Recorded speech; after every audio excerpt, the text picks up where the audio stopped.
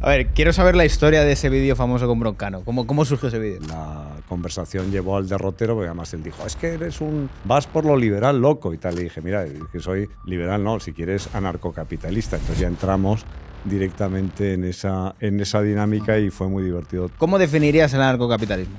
¿Te hace falta el Estado para irte a comer con tus amigos y tener un rato agradable? No. ¿Para organizar un partido de fútbol? No. ¿Para tener novia? Entonces tienes grandes desastres naturales, no funciona. En cambio, sí lo tienes de una manera muy eficiente para quedarse con el fruto de tu trabajo. ¿Cómo ves el Estado de Derecho actualmente? Si te fijas, todos los regímenes autoritarios tienen siempre la voluntad de controlar a los jueces.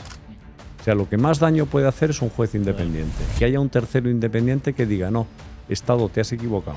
Y luego se ha instalado otro tema que es convertir cada deseo en un derecho. O sea, yo deseo tener una vivienda, inmediatamente se transforma. ¿Existe un derecho a tener un iPhone? ¿Existe un derecho a tener un Lamborghini? ¿Cómo has visto el tema del feminismo respecto a la presunción de inocencia? ¿Cómo que yo tengo que demostrar que soy inocente? ¿Cómo es que establece usted una presunción de culpabilidad? Yo no soy responsable de haber nacido hombre. ¿Cómo viste la ley solo sí es sí? Como jurista. Y además es muy típico, eso está en todos los políticos de todos los partidos, pensar que van a encontrar la fórmula magistral. Yo voy a aprobar una ley y con esta ley voy a... Las únicas leyes que verdaderamente son efectivas son las que...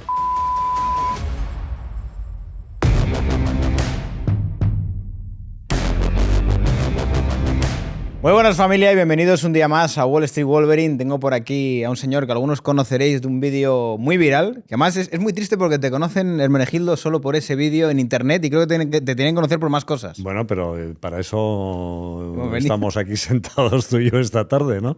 A ver, quiero saber la historia de ese vídeo famoso con Broncano. ¿Cómo surgió ese vídeo? Pues el vídeo no tiene ningún misterio.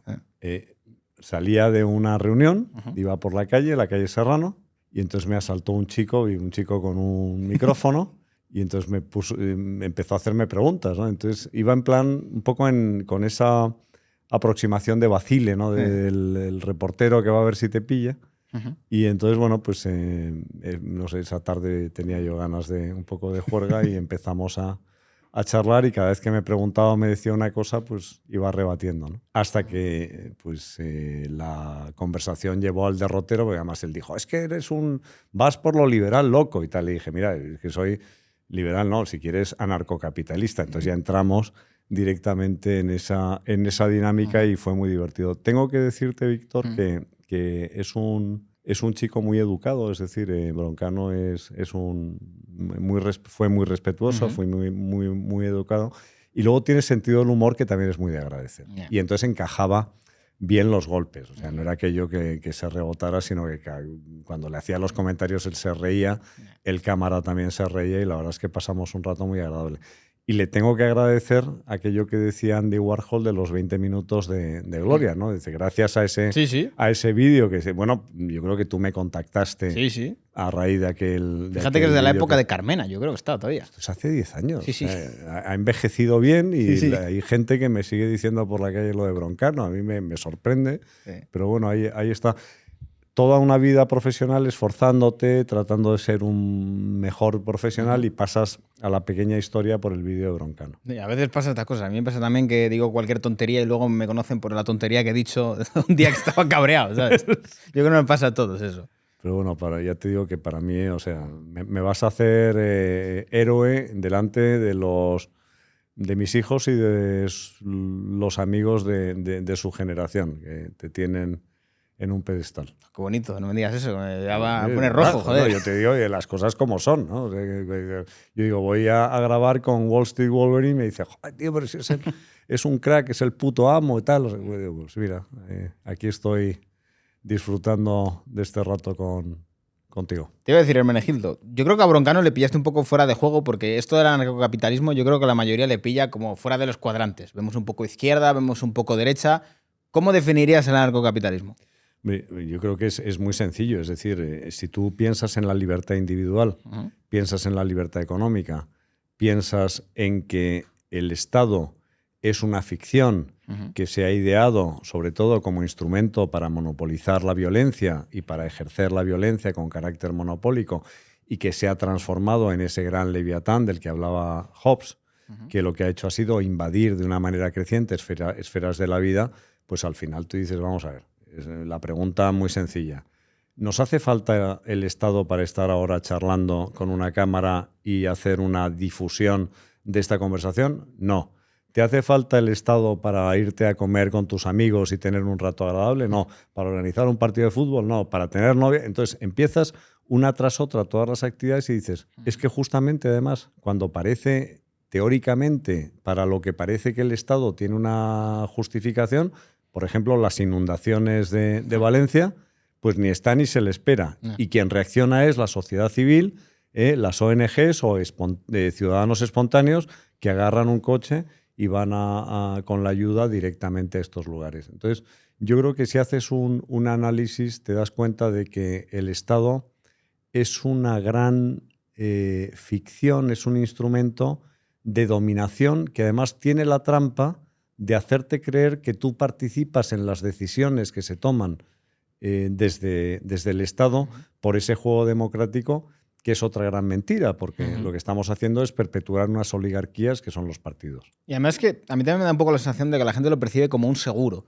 Un seguro que ellos pagan y que esperan que cuando pase algo les vaya a cubrir, digamos que las consecuencias negativas que debería cubrir, pero luego lo que ocurre es que no lo cubre. Bueno, primero o sea, eso tienes mucho de esquema de Ponzi. Es decir, en esa seguridad aparente que te da el Estado, hay mucho de esquema de Ponzi. Hay también, como hay el monopolio en la utilización de los resortes que tocan en los instintos más bajos, por ejemplo, crear temor es muy fácil para un Estado. O sea, a ti te llega la pandemia y te cuentan qué hay que hacer, bailar a la pata coja con un sombrero de capirote puesto y pues te lo crees y todo el mundo lo lleva al unísono. A mí, fíjate, una de las cosas que me sorprendió más en la pandemia fue la facilidad con que se hubiera establecido en España un régimen como el de la Stasi. Es decir, todos esos que denunciaban a una chica que iba corriendo por la calle, ¿no? Y entonces la señalaban con el dedo que está rompiendo el confinamiento, además y salían allá a aplaudir a una hora todos al unísono porque lo había dicho no sé quién, pues es lo que te da un cierto temor. Y es verdad que la seguridad es muy ficticia, ¿no? Porque por lo que te decía antes, que en los momentos donde verdaderamente justificaría, según esa construcción teórica, la intervención del Estado, pues no está. Si, oye, tienes grandes desastres naturales, no funciona. No. Tienes problemas de una pandemia, lo que se llama en la tradición anglosajona los acts of God, tampoco tienes el Estado. En cambio, sí lo tienes de una manera muy eficiente para quedarse con el fruto de tu trabajo, los impuestos, para limitar las libertades, la libertad de expresión, ahora con todo lo del lodo y la fachosfera y todo este mantra para señalar a los enemigos, repartir carnets de buen ciudadano y de mal ciudadano, que a mí eso me atufa a nazismo, que vamos, hasta decir basta.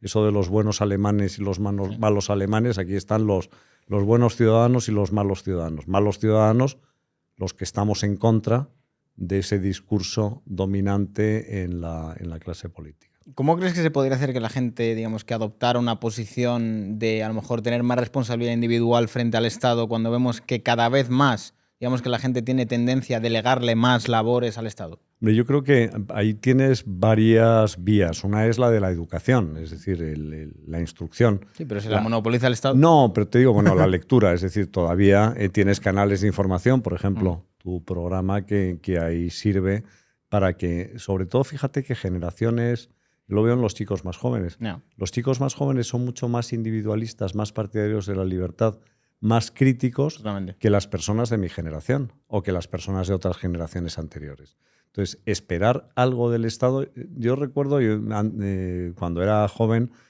había en las emisiones de obligaciones del Estado y las letras te decían siempre, con la garantía del Estado. Y recuerdo que a mí me dio clase debo decir que el liberalismo, el virus de la libertad económica, me lo inoculó en la Facultad de Derecho un profesor que se llama Francisco Cabrillo, que es un tipo genial, Y entonces decía, precisamente porque lleva la garantía del Estado, no habría que comprar o suscribir obligaciones del Estado ni letras del Tesoro, porque es una seguridad muy ficticia. Tú lo ves también, es decir, me preguntabas, ¿cómo se puede hacer para romper esa inercia? Yo te digo, primero, por una comprobación empírica y otra con iniciativas de este tipo. Es que no se me ocurre. O sea, hay mucha gente que piensa que el Estado le va a pagar una pensión hasta que, es decir, que es un sistema que no va a quebrar nunca, bueno, ya está quebrado, que van a recibir o que la policía pues va a acudir a su llamada. Tú ves la cantidad de denuncias que se quedan sin investigar y es aparatoso. Entonces, lo ves, sistemas de seguridad privada, ¿por qué? Pues porque no funciona, obviamente, esa función de monopolio. ¿Por qué la gente busca alternativas muchas veces a lo que tendría que ser, según ese mantra del Estado de cubrir la educación y la sanidad? Pues el que puede se va a educación privada y se va a un seguro sanitario privado. Y que además yo creo que tenemos empíricamente una de las situaciones más curiosas de comentar de cara a la población y es récord de recaudación de Hacienda, los servicios públicos peor que nunca. Sí, porque la finalidad, es decir, al fin, el medio se ha convertido en fin. Si tú te fijas ahora mismo, o sea, hay una especie, y aparte que tiene ideología detrás. No hay libertad real sin libertad económica. O sea, es mentira que tú puedas ser libre si no tienes libertad económica. En la medida que a ti te están mutilando tu patrimonio o el fruto de tu trabajo, tú estás siendo cada vez menos libre. Es decir, ¿a quién le parecería moralmente aceptable trabajar la mitad de su tiempo para otro? O el 70%. Yo te digo mañana, a cualquiera, por la calle, le digo, mire usted va a limpiar la entrada de el portal de mi casa 150 días al año. Le voy a pagar 0. El resto sí se lo voy a pagar. Entonces, ¿eso te parece moralmente reprobable? Entonces, ¿qué engaño? Es decir, ¿cómo hemos aceptado un engaño que consiste en que alguien mete la mano en tu cartera? Hombre, se llama impuesto por una razón, porque es obligatorio, ¿no? Cuando te dicen por solidaridad, mire, la solidaridad es voluntaria y si aquí hay obligación, eso no se puede llamar solidaridad. Es decir, ¿cómo hemos aceptado que alguien meta la mano en tu cartera, se lleve la mitad? Bueno, pues algunos que habéis hecho bien, pues hay gente que vota con los pies y dices, voy buscando, y es esa competencia fiscal. Pero hay mucha gente que no puede cambiar su forma de vida, pues porque tiene sus empresas aquí, o su puesto de trabajo aquí, o su profesión aquí, y entonces son cautivos de un régimen de semiesclavitud, es decir, porque apropiarse del fruto del esfuerzo con el pretexto de sostener no se sabe muy bien qué, porque si tú me dijeras, oye, es que tenemos unas carreteras como las de Portugal, por no irme muy lejos, porque tú cruzas la frontera entre Portugal y España a la altura de Badajoz y notas inmediatamente que pasas de carreteras state of the art, como se dice en la jerga, a unas carreteras con baches, con señales de cuidado, firme en mal estado, etc. Entonces, no veo, es decir, no sé dónde está yendo ese dinero. Bueno, sí sé dónde está yendo ese dinero. Está yendo a sostener a una masa de funcionarios y empleados públicos que no se puede sostener y a un sistema de asistencial que tampoco se puede sostener. ¿Por qué? Porque cuanta más clientela crees, más te va a apoyar en una determinada opción política. Esta es una de las cosas por las que a mí me preocupa sobre todo el sistema de pensiones, porque pienso, vale, todos sabemos que es absolutamente deficitario, que va hacia su colapso, que es insostenible, pero es la mayor forma de clientelismo que pueda haber, yo creo que a nivel social, porque es como yo tengo cautivo tu futuro como persona mayor y dependes de mí, de que yo te dé esto porque yo te lo he prometido. Entonces, te tengo cautivo y dependes totalmente de mí y de las decisiones que yo tome como político, porque si no, no vas a tener la pensión. Bueno, es que no hay mayor esclavitud que depender de otro para comer. Es decir, si dependieras de ti mismo, si te hubieran dejado libertad y tú tuvieras... Tú imagínate, fíjate, parte de una gran mentira, que es que tu contribución a la seguridad social o una mutualidad o lo que sea, hoy sirve para pagar tu pensión mañana. No es verdad. Tu contribución de hoy sirve para pagar las pensiones de los que están jubilados ya. Entonces, no va a haber. Entonces, por eso es esquema de Ponzi, porque el que viene detrás tendrá que estar contribuyendo no para su pensión, sino para... Entonces, si tienes dos elementos que son aumento de la esperanza de vida, oye, que es una cosa maravillosa, que la gente se muera, la esperanza de vida media en España está ya en 86 años, la más alta del mundo. Pero si tú, un sistema que estaba concebido para que la gente se jubilara con 60 años, porque se moría con 62 o con 63, pues resulta que lo estás prolongando en el tiempo y al mismo tiempo tienes menos nacimientos, pues es decir, no hace falta ser Einstein ni tener un programa informático. Con una sencilla hoja de Excel te dice en qué momento se va a producir exactamente la quiebra del sistema. ¿Qué es lo que están haciendo? Otra trampa, que es destinar la recaudación de impuestos que tendría otra finalidad completamente distinta a cubrir ese déficit y asegurar ese clientelismo, porque a ver quién es el político que le dice, yo todavía estoy por verlo, de cualquier signo, que dice que el sistema de pensiones en España es insostenible. Tú no sé si has oído alguno. Retirados ya. Bueno, sí, claro, retirados no tiene mérito, digo en activo, No. o que se presente unas elecciones. Nadie te lo va a decir, porque sabe perfectamente que ese anuncio, o sea, que decir que el rey está desnudo, va a significar que va a perder las elecciones. Es que esto me recuerda también un poco a la parte del funcionariado y reducción de gasto público, porque al fin y al cabo yo creo que cuando llegas al poder político tú puedes decir, vale, yo quiero hacer esto, pero tienes unos lobbies y unos colectivos que te pueden coaccionar, incluidos los medios, para que no hagas todo esto. ¿Cómo consigues hacer efectivo todo esto sabiendo que toda esta gente te puede paralizar las calles, que te puede sabotear el país y vas a tener a todos los medios que si les quitas, como dicen en Argentina, la pauta oficial, las subvenciones, te van a demonizar y van a tirarte a todo el mundo encima? O sea, como político, ¿cómo combates todo esto? Bueno, ahí hay muchas teorías, ¿no? Hay una que habla de la tiranía del statu quo y te dice que tú tienes que implementar o ejecutar las medidas radicales en los 100 primeros días de gobierno. Sí, es buena. Es lo que ha hecho Javier Milei en Argentina. Es decir, Milei ha llegado totalmente a saco. Sí. Porque la inercia, es decir, al final, si tú entras en la inercia de las cosas y no has tomado las decisiones en el momento procesal oportuno, que son esos 100 primeros días, luego te va a arrastrar completamente. Me acuerdo que un amigo mío con cierto cinismo se había dedicado a la política durante... Sabes que nadie es perfecto, ¿no? Y pero no sigue siendo amigo a pesar de eso.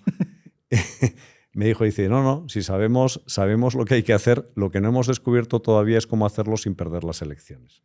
Entonces, al final tú tienes, salvo que tengas una situación excepcional, como es el caso de Argentina, donde justamente los argentinos han votado mayoritariamente a favor de Javier Milei para que haga lo que está haciendo, es muy difícil. O sea, si lo ves en España, o sea, es la perpetuación, tú dices, cambios cosméticos. Hombre, yo prefiero que me gobierne Isabel Díaz Ayuso en la Comunidad de Madrid. Dices, bueno, pues es verdad que me deja la mano o que no me corta el brazo entero, sino que me corta solo la mano. Entonces, en lugar de llevarse el 50 y tantos % de tipo marginal, como ocurre en Cataluña, por ejemplo, pues está en el 40 y tantos.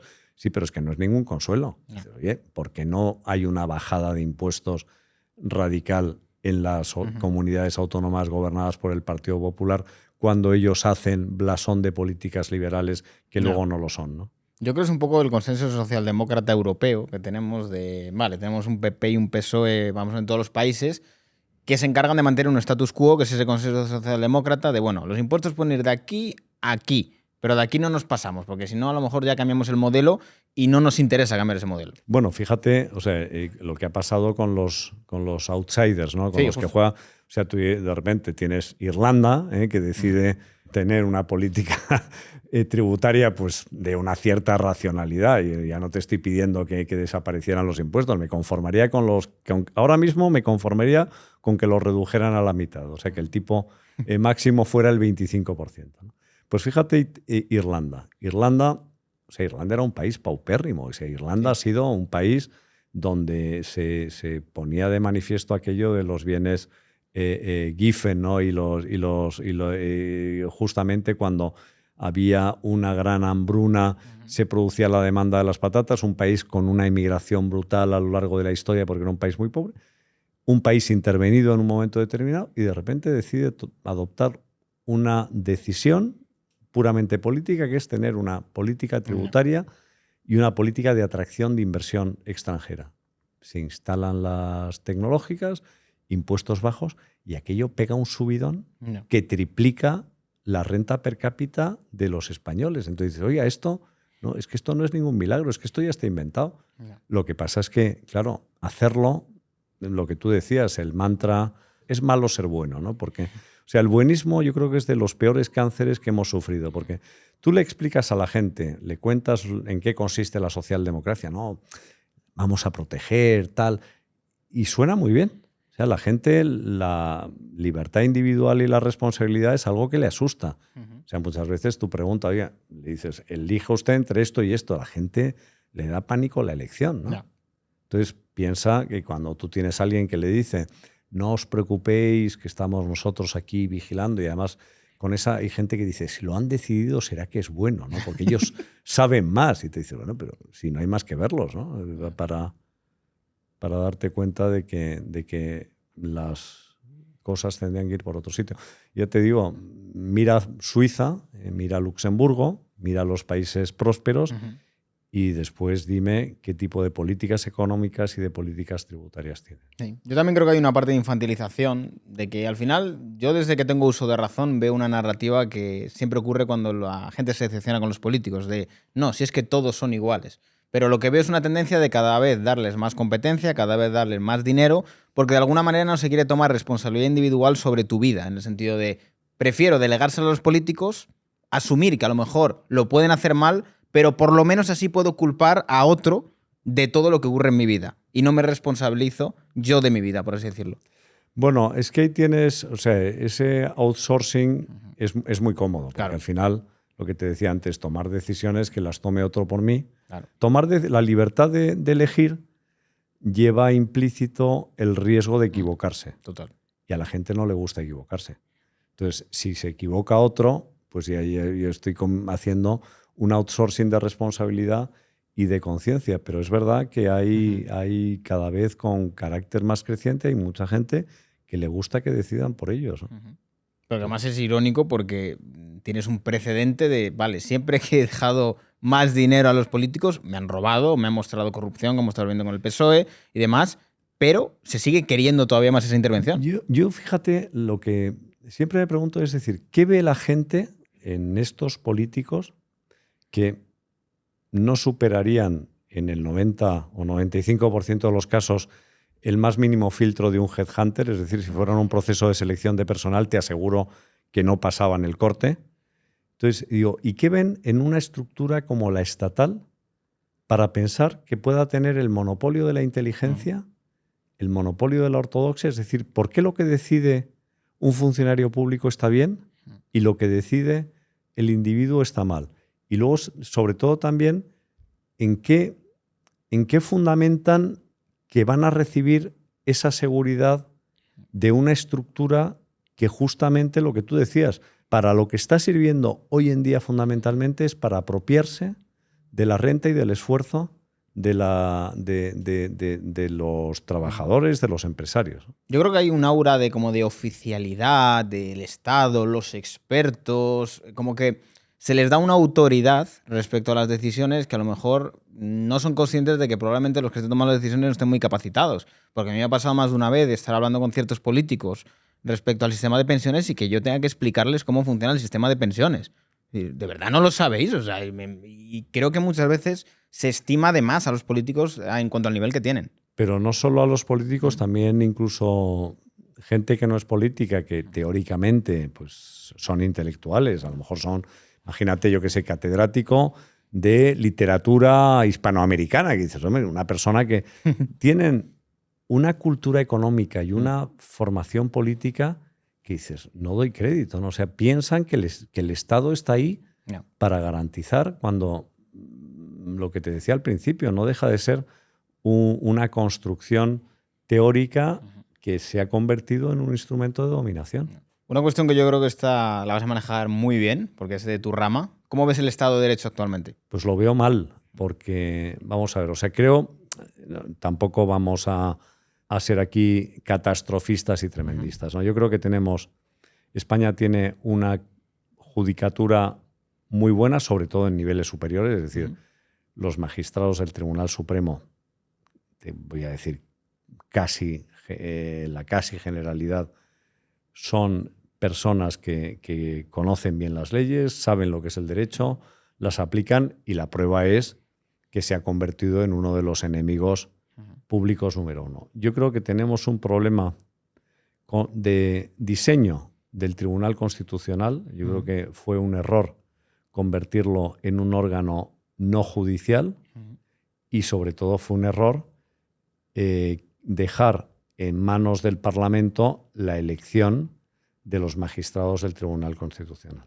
Si hubiéramos sido un sistema parecido al americano, hubiéramos tenido una sala de lo constitucional en el Tribunal Supremo con algo fundamental para que haya independencia judicial, que es que no puedas mover a los jueces. No. Si tú a los jueces, a los magistrados del Tribunal Constitucional, los vas rotando cada X tiempo y tienen mandatos temporales, ¿qué independencia tienen? Cero.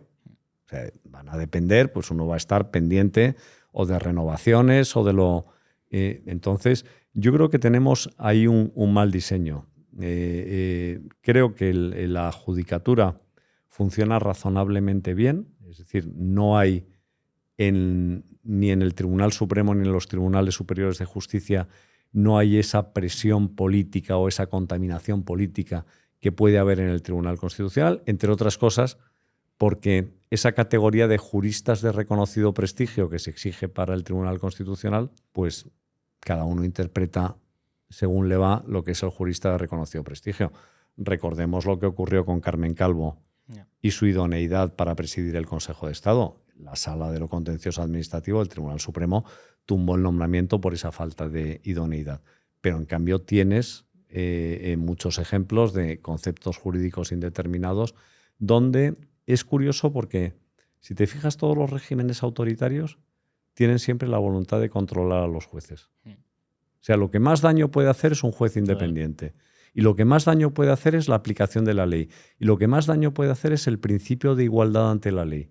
Que tú tengas las mismas armas que el Estado a la hora de debatirte y que haya un tercero independiente que diga, no, Estado, te has equivocado. O sea, si viéramos ahora mismo la cantidad de resoluciones de la agencia tributaria que tumba las salas de lo contencioso administrativo, nos quedaríamos sorprendidos.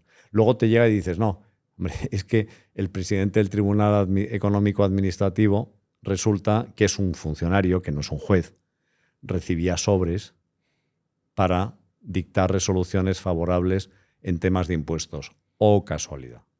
Y que además que luego se den dinámicas dentro de la propia Hacienda para incentivar las inspecciones. Y que además, cuando ya tienes una inspección, ya has perdido. Porque aunque no te pongan una pena, ya solo por lo que pierdes en tiempo, abogados y demás. Y luego hay otro es mucho más perverso que eso. Es decir, aparte de que incentivar inspecciones puede estar rayando con la prevaricación, porque dices, oye, ¿esto qué es esto? Claro. Vamos a ver. Oye, o hay o no hay. ¿Cómo que es esto de que si yo tengo más inspecciones voy a recibir más retribución? ¿Dónde está el derecho del contribuyente? Es como si a un policía le premias por detenciones. Por ejemplo, o por poner multas de tráfico, que también ocurre, ¿no? Es decir, sí, sería lo mismo. O que, imagínate que a un juez lo incentivaras por sentencias condenatorias y gente que ingresara en prisión. Que es lo mismo, o sea, es decir, en un caso es con la libertad y en otro caso es con el patrimonio. Bueno, pues tienes ese sistema de incentivo. Pero es que además tienes, como decías, lo señalabas muy bien, a ti mañana te levantan un acta de inspección y tienes que pagar de inmediato y ya después ponte a recurrir. Entonces, efectivamente, muchas veces son cantidades de dinero que son importantes, pero no lo suficientemente importantes como para alguien diga, joder, no voy a contratar un abogado, no voy a recurrir. Y además, bueno, y hay otro incentivo muchísimo más perverso, que es, si usted no recurre, la sanción se la rebajo al 25%. Si usted recurre, la tiene que pagar íntegra. ¿Esto qué es? O sea, y me habla usted de Estado de Derecho y de derecho a la tutela judicial efectiva y de principio de seguridad jurídica y se le llena la boca cuando está en las conferencias internacionales diciendo que España es un Estado de Derecho, cuando tiene ejemplos que afectan a la vida cotidiana de los ciudadanos donde hay un abuso de esa posición dominante del Estado, lo que no es aceptable. Y que luego además lo que pasa sobre todo con figuras públicas, futbolistas que saben que ese escándalo... Es el escarnio. Claro, vamos a resolverlo rápido, me pagas y ya está, se acaba. Pero si lo peleas, te vas a tirar 5 años con este escarnio y además no vas a ganar nada, porque es como o te lo vas a gastar en abogados o te lo vas a gastar en imagen pública. Haces dos cosas. Primero, has criminalizado Justo esa conducta cuando estudiábamos Derecho Natural, ¿no? Y que es una de las asignaturas que estudias en primero de carrera, siempre te decían que había que distinguir, utilizando un aforismo latino, decía mala cuia prohibita o prohibita cuia mala. Es decir, una cosa son las conductas que están prohibidas porque son malas y otras son las que son malas porque están prohibidas. Es decir, aparcar mal en la calle no es una conducta intrínsecamente mala. No. El impago de impuestos no es una conducta... Es decir, tú estás asociándolo a un delito porque te ha dado la gana. Se suprimió la prisión por deudas hace mucho tiempo como un gran avance de la civilización, hasta que Hacienda lo rescató y convirtió la prisión por deudas para los delitos tributarios, ¿no? Entonces, al final tienes una situación de mucha indefensión, porque tienes el escarnio, la pena de telediario. Este es un defraudador. Tú date cuenta de la palabra, o sea, la carga semántica que tiene. Oye, Xabi Alonso ha estado sometido a un calvario. José María Aristrain ha estado sometido a un calvario. Y sin compensación ninguna. No, perdona, es que luego salen absueltos. ¿Y dónde el funcionario que le ha abierto la inspección, dónde está? ¿Con su patrimonio incólume, con su honra inmaculada, intachable y con su puesto de trabajo asegurado? Entonces, oiga, no puede ser, ¿no? Aquí tiene que haber alguien responsable y no me basta que... Porque además esa tienes otra. Cuando te dan la razón, te devuelven el dinero con intereses y luego al año siguiente en la declaración de la renta tienes que incluir los intereses. Dice, no, mire usted, yo no quiero, de verdad, no quiero que me pague usted intereses. Lo que quiero es que no me quite el dinero en el momento en el que usted me lo ha quitado, ¿no? Entonces, yo creo que esa es una de las grandes asignaturas para resolver y para que podamos hablar verdaderamente de un Estado de Derecho. Y que además que yo creo que en el caso de la Hacienda española se da una situación que no se dan en otras haciendas de otros países en el mundo, en el cual si tú quieres colaborar, decir, mira, yo quiero hablar con la Hacienda española para que me digas si estoy haciendo las cosas bien. Vale, te enseño esto, ¿está bien o no está bien? No te lo dicen. Te dejan equivocarte y te dejan equivocarte mucho, te dejan equivocarte 3 años para que te tengas que pagarle intereses. Y, o sea, es cuando te dice perverso. Uy, casi... fíjate que por 3 días... No, es que es deliberado. Es que lo han hecho justo sabían perfectamente pues para acumular eso. De eso hay bastante. Pero es que es verdad, las famosas consultas, ¿no? Sí. No, consulta no vinculante. Claro. Oiga, claro, o sea, yo le pregunto y encima le estoy preguntando para tratar de hacerlo bien. Usted me dice, yo esto que le digo, no obstante, no es vinculante. Bueno, por favor, dígame usted, porque además cada vez es más compleja la estructura de los impuestos, ¿no? Los gastos deducibles, con las minusvalías que puedas arrastrar de un ejercicio a otro, las deducciones por inversión. O sea, tienes una serie de elementos que tienes que ser un verdadero experto para conocer realmente si estás... Y aún así, fíjate la cantidad de gente que, bien asesorada, incluso por inspectores de Hacienda en excedencia, que han abierto su despacho y se han dedicado a eso, a los que les han zurrado. Pregúntale a Imanol Arias y a Ana Duato quién era su asesor, un antiguo inspector de Hacienda, y cuál es el calvario por el que están transitando, ¿no? Bueno, los casos que hemos tenido muchas veces de estas recomendaciones que hacía Hacienda de tributar como empresa, en el caso de ciertos perfiles, para que después les cascara una inspección a los años. Sí, ese es otro clásico. Al final hay algo que, ¿cómo era? 2 realidades ineludibles, que son la muerte y los impuestos, ¿no? Eso sí que no te lo puedes quitar de encima. Otra cuestión muy de actualidad, para que me des un poco tu opinión, la ley Bolaños. Mira, volvemos a lo de antes. El pretexto de controlar o interferir en la independencia judicial. Es decir, tú dices, no, es que me voy a cargar la acción popular. la acusación popular. Es decir, todo lo que, si te das cuenta, todo el diseño no está hecho para consolidar el Estado de Derecho. Está hecho justamente para obstaculizar en muchos casos la acción de la justicia. Es sorprendente que haya habido un consenso tan generalizado donde todo el mundo, los que saben de la cosa, han identificado perfectamente la intención que hay detrás de la ley Bolaños, que es controlar, maniatar al Poder Judicial. Y frente a esto, ¿qué se podría hacer? Porque realmente tú te planteas con esta situación de decir, vale, están atacando directamente el Estado de Derecho, ¿qué mecanismos de defensa se tiene frente a ello? Bueno, pues tienes los mecanismos de la Unión Europea, puedes ir al Tribunal de Justicia de la Unión Europea y puedes plantear recursos porque vayan en contra de los tratados fundamentales. Y luego tienes, pues, efectivamente, tienes acciones de naturaleza política, como son retratar en cada caso a los que están votando a favor de esa medida. Esto es una ley, es un proyecto que hay que votar en el Parlamento. Entonces, yo diría a la oposición, hagan ustedes su trabajo, gánense el sueldo y pongan de manifiesto, con nombre y apellidos, quiénes son las personas que están perpetrando esta reforma, ¿no? Es que yo creo que el mayor temor que hay ahora mismo es que, vale, creo que la parte de la derecha está siendo consciente de todo lo que pasa, pero tenemos un votante de izquierdas que le tiene más miedo a la derecha que a todo lo que pueda hacer la izquierda, a pesar de que sean absolutas perversiones o delirios totalitarios. Sí, fíjate, en España no se ganan las elecciones, se pierden. Es decir, cuando ha habido cambios de ciclo es porque alguien ha perdido las elecciones, no porque... Entonces, lo único que puedes esperar, esto es un país muy ideologizado. O sea, aquí tienes bandos...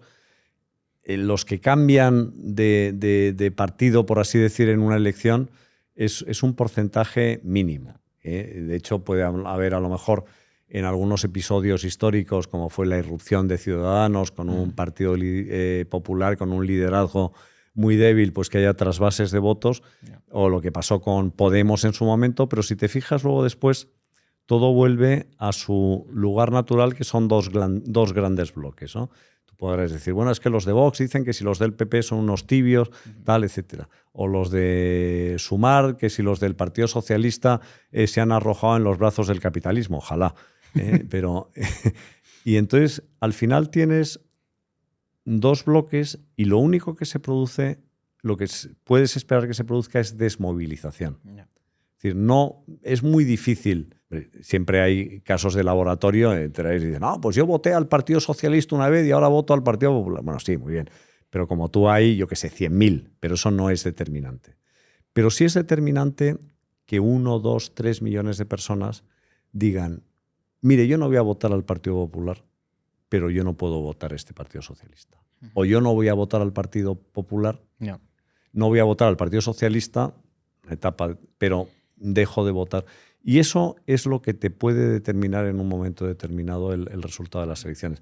Si te fijas, tú tomas la serie histórica, el número de votos que suelen sacar los partidos es muy similar. Partido ganador. Dices, no es que el PP no gana unas elecciones porque pase de tener, yo qué sé, 9 millones de votos a tener 17. No, sigue teniendo 9 millones de votos. ¿Qué ha ocurrido? Que el Partido Socialista, que tenía 9, de repente ha tenido 6. ¿Dónde han ido esos 3 millones? A la abstención. Yo creo que respecto a todo esto, a mí lo que más miedo sobre todo me da es, vale, tenemos esta situación, pongamos de que hay un cambio de gobierno y tenemos una situación parecida a la que pasó con Rajoy. Creo que volvemos otra vez al mismo ciclo, de nuevo a la socialdemocracia, venga, subimos los impuestos, hacemos un poco de responsabilidad, pero no cambiamos absolutamente nada, no damos batalla cultural y te vuelve otra vez el peso de nuevo con más fuerza y reforzado. Esa es la gran tragedia de España. Es decir, yo creo que uno de los problemas que ha habido es que la derecha o las opciones no socialistas han abandonado la batalla cultural. O sea, la batalla, si te fijas, pues tienes en el caso de la ley del aborto, el matrimonio homosexual, que decir que tú escuchas las declaraciones de hace 25 años, pon a Jorge Verstringe hablando en su momento de la ley del aborto hace 25 años, Jorge Verstringe, que ahora es muy afín a Podemos, ¿no? Entonces decía, esto es un asesinato. O sea, tú dime ¿quién en el Partido Popular hoy va a decir, va a sostener esa proclama? No hagamos. Hubo un intento con Ruiz Gallardón en su momento, sacó un proyecto de ley, se lo cargaron como ministro de Justicia, forzaron a dimitir y dije, mira, muy bien, ya has preparado aquí tu juguetito, pero ahora ya no nos interesa y esto no está en el debate. Entonces, ese consenso, que es mentira, porque el consenso, o sea, no hay nada más sencillo con los medios adecuados que hacer cambiar de opinión a una sociedad. Lo que pasa es que la izquierda lo sabe hacer muy bien y la derecha no quiere o no sabe, o lo que es peor, no se atreve a hacerlo. Yo creo que lo que sobre todo hay mucho complejo respecto a la idea, porque yo creo que... Que te llamen facha, ¿no? Sí, o sea, que yo creo que el propio PP se siente acomplejado respecto a las ideas que debería tener. Mira, eso lo ves, por ejemplo, con las galas del cine, ¿no? Del premio cuando va un ministro de Justicia del PP a hacerse el simpaticote y tal, ¿no? Dice, pues vamos a ver, si es que ninguno de estos que están aquí te van a votar en la vida, ¿no? O cuando tenían complacencia, no sé, es que les encantaba, entraban en éxtasis, ¿no? Parecía la estatua de Santa Teresa de Bernini, ¿no? Ahí tal, en éxtasis, ¿no? Porque les habían hecho una entrevista en El País o en la SER, ¿no? Y dices, bueno, pues esto es una cosa alucinante, ¿no? Esa especie de papanatismo. O sea, aquí el perfumarse de progre es algo que a un sector de la derecha le gusta mucho, ¿no? Que piensen tal, que soy molón y tal, y entonces me disfrazo de medio progre y hago cosas que... Entonces, lo que no se dan cuenta es de que, oye, estamos en un fin de ciclo y es muy sencillo. O sea, esto de manejar la cosa pública consiste en asegurar la libertad, la seguridad y el patrimonio de la gente. Es un programa político muy sencillo. ¿Por qué crees que hay todavía esa intención de querer buscar la validación en la izquierda? Aún, yo creo que tienen que saber que no consiguen nada. Porque el votante de izquierda no te va a pasar a votar a la derecha jamás. Y aunque mucho tú intentes, digamos que, hacerte amigo al menos de la parte más moderada, no te van a acabar votando. Yo creo que hay un mantra que está instalado, que es eso de que siempre hay que crecer por el centro y que las elecciones se ganan en el centro. Entonces, eso lleva a escorarte hacia la izquierda, ¿no? Es una especie de compensación. Entonces, yo quiero aparecer como socialdemócrata, ¿no? Pues alguien que no me rechace, ¿no? Y yo creo que es un error, porque estoy totalmente de acuerdo contigo. O sea, un votante del Partido Socialista convencido nunca va a votar, aparte de que ocurre una cosa, que es que la gente prefiere el original a la mala copia. O sea, si tú juegas a ser progre, pues voy a votar al progre de verdad. Eso es un poco lo que le está pasando al Partido Nacionalista Vasco con Bildu. Es decir, si tú, Partido Nacionalista Vasco, juegas a Berchale y a irte con los socialistas, pues vas a tener a alguien que te va a comer la merienda, que se llama Bildu, la gente va a decir, oye, puestos, escojo a los patanegras, ¿no? El otro día salía el PNV diciendo que no todo vale por frenar la derecha. Tú eres derecha.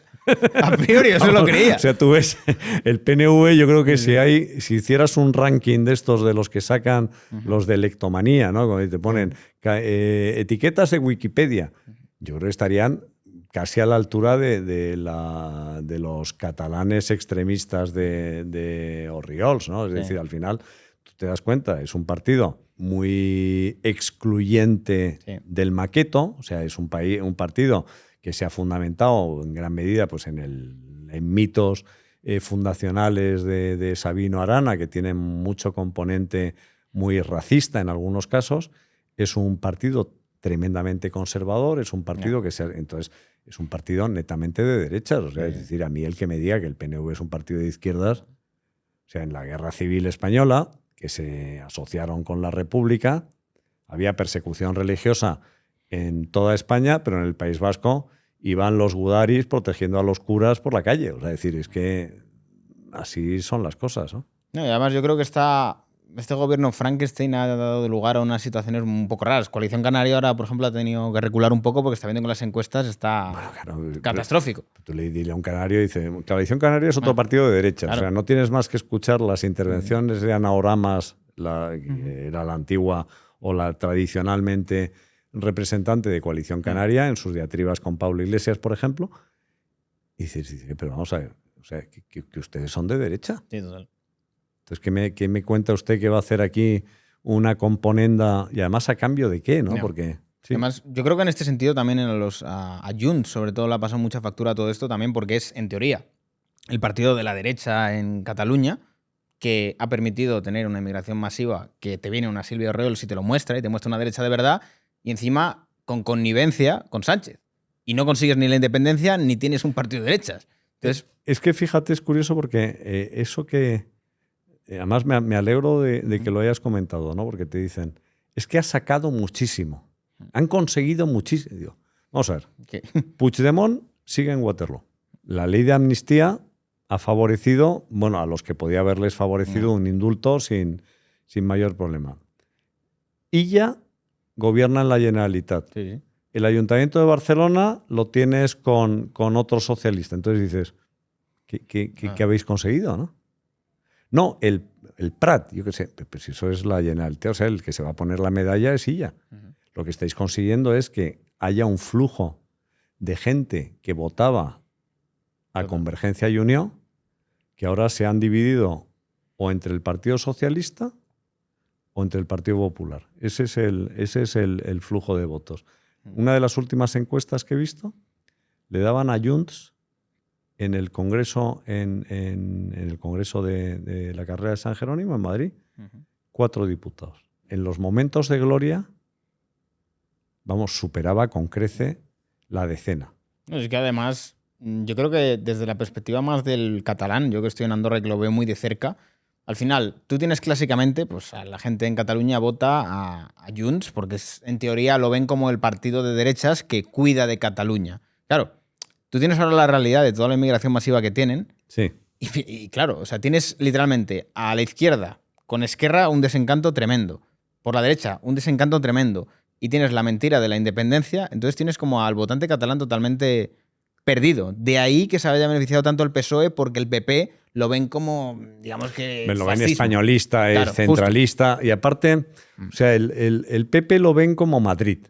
Sí, justo. O sea, siempre ha habido esa especie de mirarse al espejo y el agravio comparativo, pues en Madrid, entonces el PP lo identifican. PP nunca ha tenido una... Quizá en la etapa de Alejo Vidal Cuadras pues pudo tener más gancho, pero siempre ha sido un partido más de votante, por así decir, no hay una base catalanista, No. hay una pequeña base, pero no es... La base catalanista la tenía Convergencia y Unió, y la tenía Esquerra Republicana de Cataluña, y la tenía el Partido Socialista de Cataluña, que es un partido federado con el Partido Socialista Obrero, porque es PSC-PSOE. O sea, esto es una especie de franquicia. No. Unos señores que tienen ahí, manejan bien el cotarro y tienen una licencia de uso de marca que se llama Partido Socialista Obrero Español. No. ¿Por qué crees que hay como esta tolerancia frente a los nacionalismos más regionalistas, que son conservadores, al menos en la parte de mantener la lengua, mantener las costumbres y demás, pero esto no aplica como a nivel nacional como España, por así decirlo? Es como los gallegos que mantengan su lengua, sus costumbres, digamos que vamos a proteger nuestras tradiciones y demás.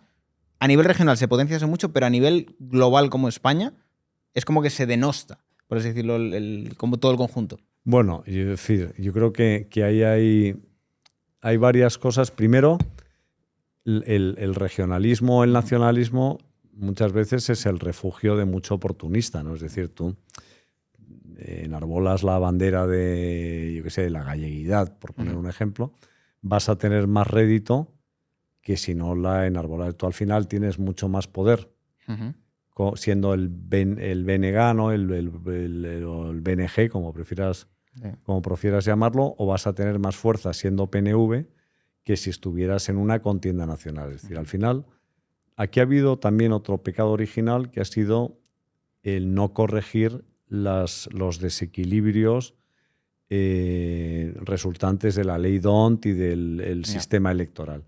Es decir, ¿por qué Gerona elige proporcionalmente, teniendo en cuenta su población, más diputados que los que elige Barcelona?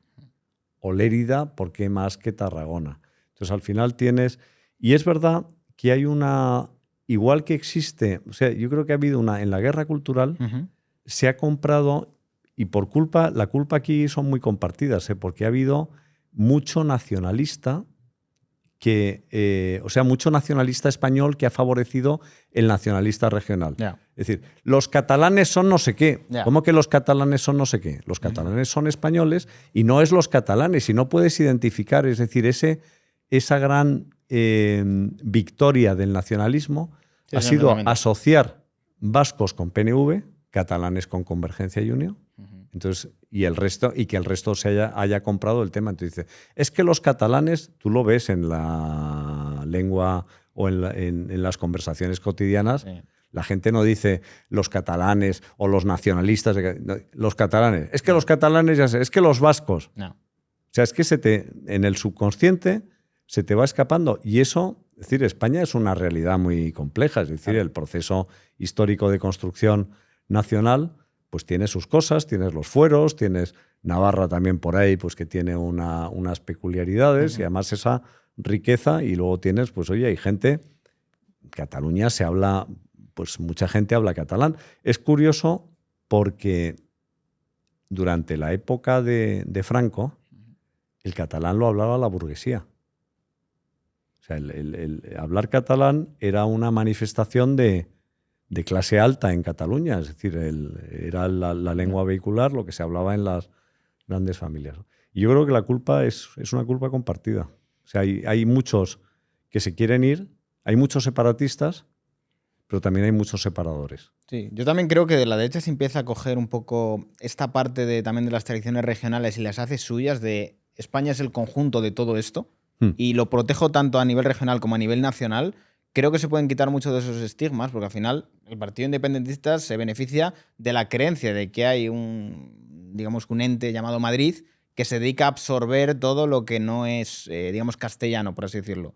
Entonces, yo creo que en el momento que la derecha entienda que si abrazas la diversidad de España y no la rechazas, vas a hacer que mucha gente que potencialmente son tus votantes en la práctica por política, que votan a partidos independentistas por simplemente pues, el catalán o algo así, o por el vasco, creo que ahí pueden ganar muchas victorias. Pero sí que es verdad que está este sesgo, digamos que del pasado, de Franco, del sentimiento de Madrid, de que España contra Cataluña, esas cuestiones. Yo creo, sí, o sea, yo creo que quien más probablemente ha hecho por la construcción de España como país, pues muchas veces dices, pues probablemente sea Vicente del Bosque, ¿no? O Luis Aragonés. Es decir, cuando tú tienes proyectos colectivos ilusionantes, dices, oye, es que este es un país que merece... Claro. Pues fíjate, Madrid, ¿no? Ponías el ejemplo. O sea, Madrid es una delicia de ciudad porque nadie te pregunta de dónde vienes, le importa un rábano a la gente si hablas catalán o si hablas vasco o si hablas italiano o lo que sea. Es decir, es una ciudad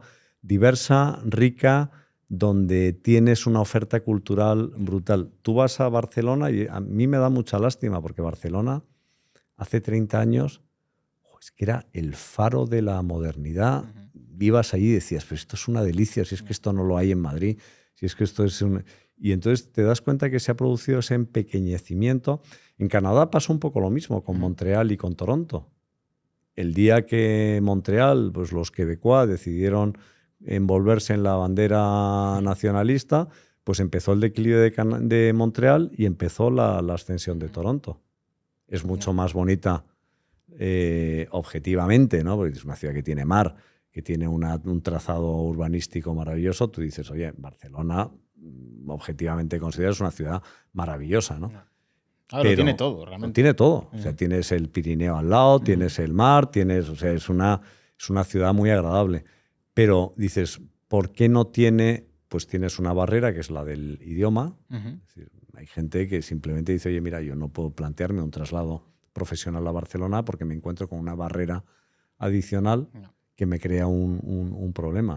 Otra cuestión que yo creo que es interesante comentar y que le preocupa mucho a los jóvenes, tema de la vivienda. ¿Por qué crees que tienen secuestrado el suelo? Porque yo literalmente miro siempre hacia las afueras de Madrid y digo, joder, terreno hay para construir de sobra. ¿Por qué no se construye? Me hago la misma pregunta todos los días. O sea, tú vas por la carretera de Burgos, fíjate la cantidad de chalets adosados que caben de Madrid a Burgos. O sea, sería ilimitado.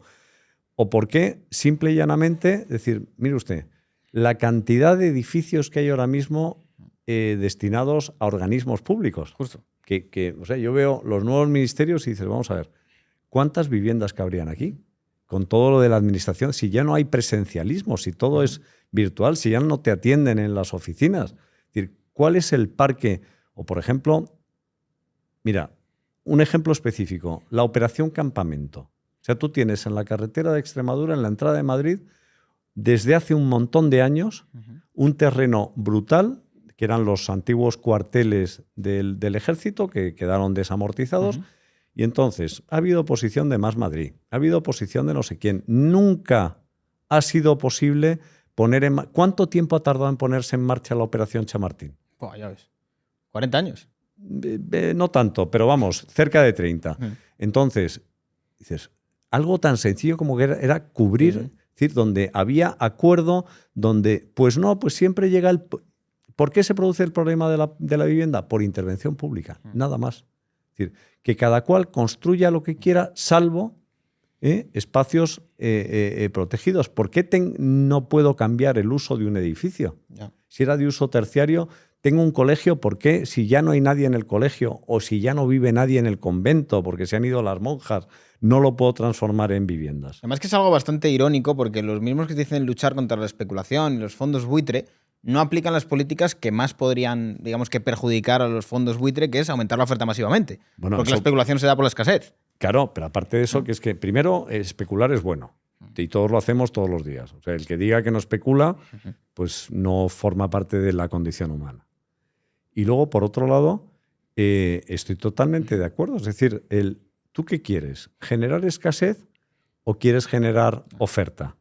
Entonces, si tú te metes, aparte si es que esto está comprobado y archicomprobado en la historia, la intervención de los alquileres. No. Si es que cualquier política de limitación de alquileres, por mucho... Sí, mira, tú no eres más listo que nadie. O sea, es para decirle a todos los que diseñan las zonas tensionadas, porque además siempre hay alguien que tiene la ocurrencia de turno. Una ocurrencia que se traduce en que se retiran viviendas del parque de alquiler porque el propietario no quiere exponerlas a los riesgos derivados de esas políticas y al final, ¿quién es el perjudicado? Pues el que quiere alquilar, que no le alquilan. Tú dices, por ejemplo, vamos a proteger a los arrendatarios vulnerables. No se les puede desahuciar. Consecuencia inmediata, no voy a alquilarle una casa a alguien que califique como arrendatario vulnerable. Ya está, ya le has hecho la faena a todos los ancianos o familias con niños pequeños, que muchas veces son los que necesitan poder acceder al alquiler. Les acabas de hacer polvo con esa decisión, aparentemente buena, pero que tiene unas consecuencias mucho más malas que el bien que tratabas de producir.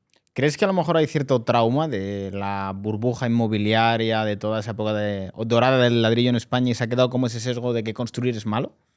Bueno, yo creo que algo de eso hay. O sea, sin duda, es decir, si tú te fijas, primero siempre se ha asociado corrupción con construcción. ¿Por qué? Primero porque había una decisión política que determinaba que el mismo pedazo de suelo valiera 0 o valiera millones. O sea, bastaba un papelito de cambio del uso del terreno, del cambio de la calificación urbanística. Entonces, en el momento en el que alguien sabía que tenía en su mano la posibilidad de que el mismo terreno pasara de ser un patatal a ser un solar donde podías construir una torre de 20 pisos, pues ya ahí tenías un problema. Entonces ya tienes los canales de corrupción. Luego has tenido efectivamente ese mantra de la especulación, ¿no? Dice, oiga, mira, es que es bueno. O sea, la gente normalmente quiere invertir para ganar dinero. O sea, es que lo de especular está muy bien. O sea, usted lo hace todos los días, ¿no? Entonces, eso de la especulación, ¿no? Y luego se ha instalado otro tema que yo creo que es peor, que es convertir cada deseo en un derecho. O sea, yo deseo tener una vivienda, inmediatamente se transforma. Es decir, el derecho a la vivienda digna del que habla la Constitución es que en España no haya chabolas. Pero no significa que yo tengo derecho a vivir en una casa con tu dinero. No. O con el esfuerzo de aquel de allí. O con la renta, o que tengo derecho a apropiarme de la única renta que tiene una jubilada que le ha quedado un piso y lo ha puesto en alquiler para complementar su pensión. Eso no significa el derecho a la vivienda digna. Total. Y que creo muchas veces se da por hecho como el estado del bienestar, se asume que es el status quo y se asume que esos son mis derechos, que no tienen una contrapartida de obligaciones y por tanto el resto me tiene que dar porque son mis derechos y yo no debo trabajar por ellos. ¿Existe un derecho a tener un iPhone? ¿Existe un derecho a tener un Lamborghini? O sea, quiero decir, es que al final tú dices, no, es que cubre las necesidades básicas.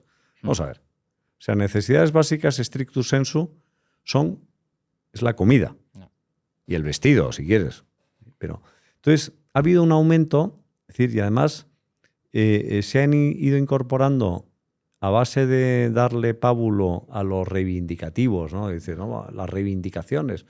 Y luego hay otro mantra, y hay una palabra que odio, que es lo de las conquistas sociales, ¿no? Cuando alguien te dice, hay que preservar las conquistas sociales. Las conquistas sociales porque te benefician a ti. Los privilegios, yo diría. Sí, los privilegios, las leyes privadas, eso es lo que hay que... Y entonces es verdad que primero hay una huida de la responsabilidad individual, es buscar siempre un culpable que es otro. O sea, nadie dice, mire usted, es que yo me toqué las narices mientras estudiaba el bachillerato, y luego en la carrera me pasaba la vida en el bar, y entonces no. Y entonces he sacado una nota desastrosa en la EBAU que me ha impedido estudiar una carrera. Y dices, vale.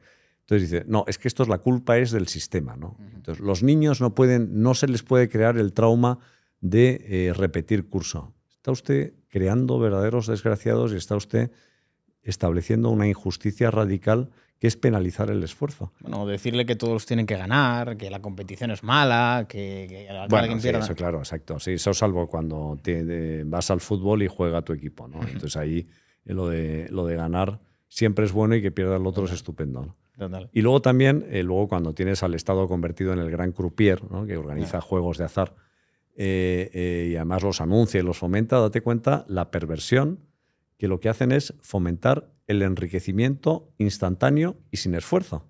O sea, tú ves todos los días cuando anuncian el Euromillones, la Bonoloto, usted puede ser el próximo, y los anuncios, ¿no? Imagínate en una isla desierta, pero vamos a ver con qué mérito, ¿no? Es decir, usted ha organizado un gran casino, se ha convertido en el gran croupier, reparte cupones por todas las esquinas y crea una mentalidad consistente en el enriquecimiento instantáneo sin esfuerzo. Total. Y que además luego, cuando lo hace el sector privado, lo criminaliza y de que estás acabando con los barrios obreros. Sí, exacto. Entonces los Sportium y tal, o sea, resulta Sportium, por poner un nombre que me ha venido a la cabeza, ¿no? Bwin, ¿no? Todas estas casas de apuestas son malas. Porque la gente, en cambio, la Bonoloto, la lotería, los ciegos, el no sé qué, eso es bueno. No, sí, porque yo recaudo y con ese dinero se hacen grandes obras sociales, como las del Ministerio de Transportes o como las cajas que han ido a buscar hoy a Ferraz, por ejemplo. Entonces, es decir, hay un gran cinismo y todo eso es lo que hay que empezar a desmontar, ¿no? Una cuestión interesante, Hermenegildo, que yo creo que va mucho en torno a los prejuicios.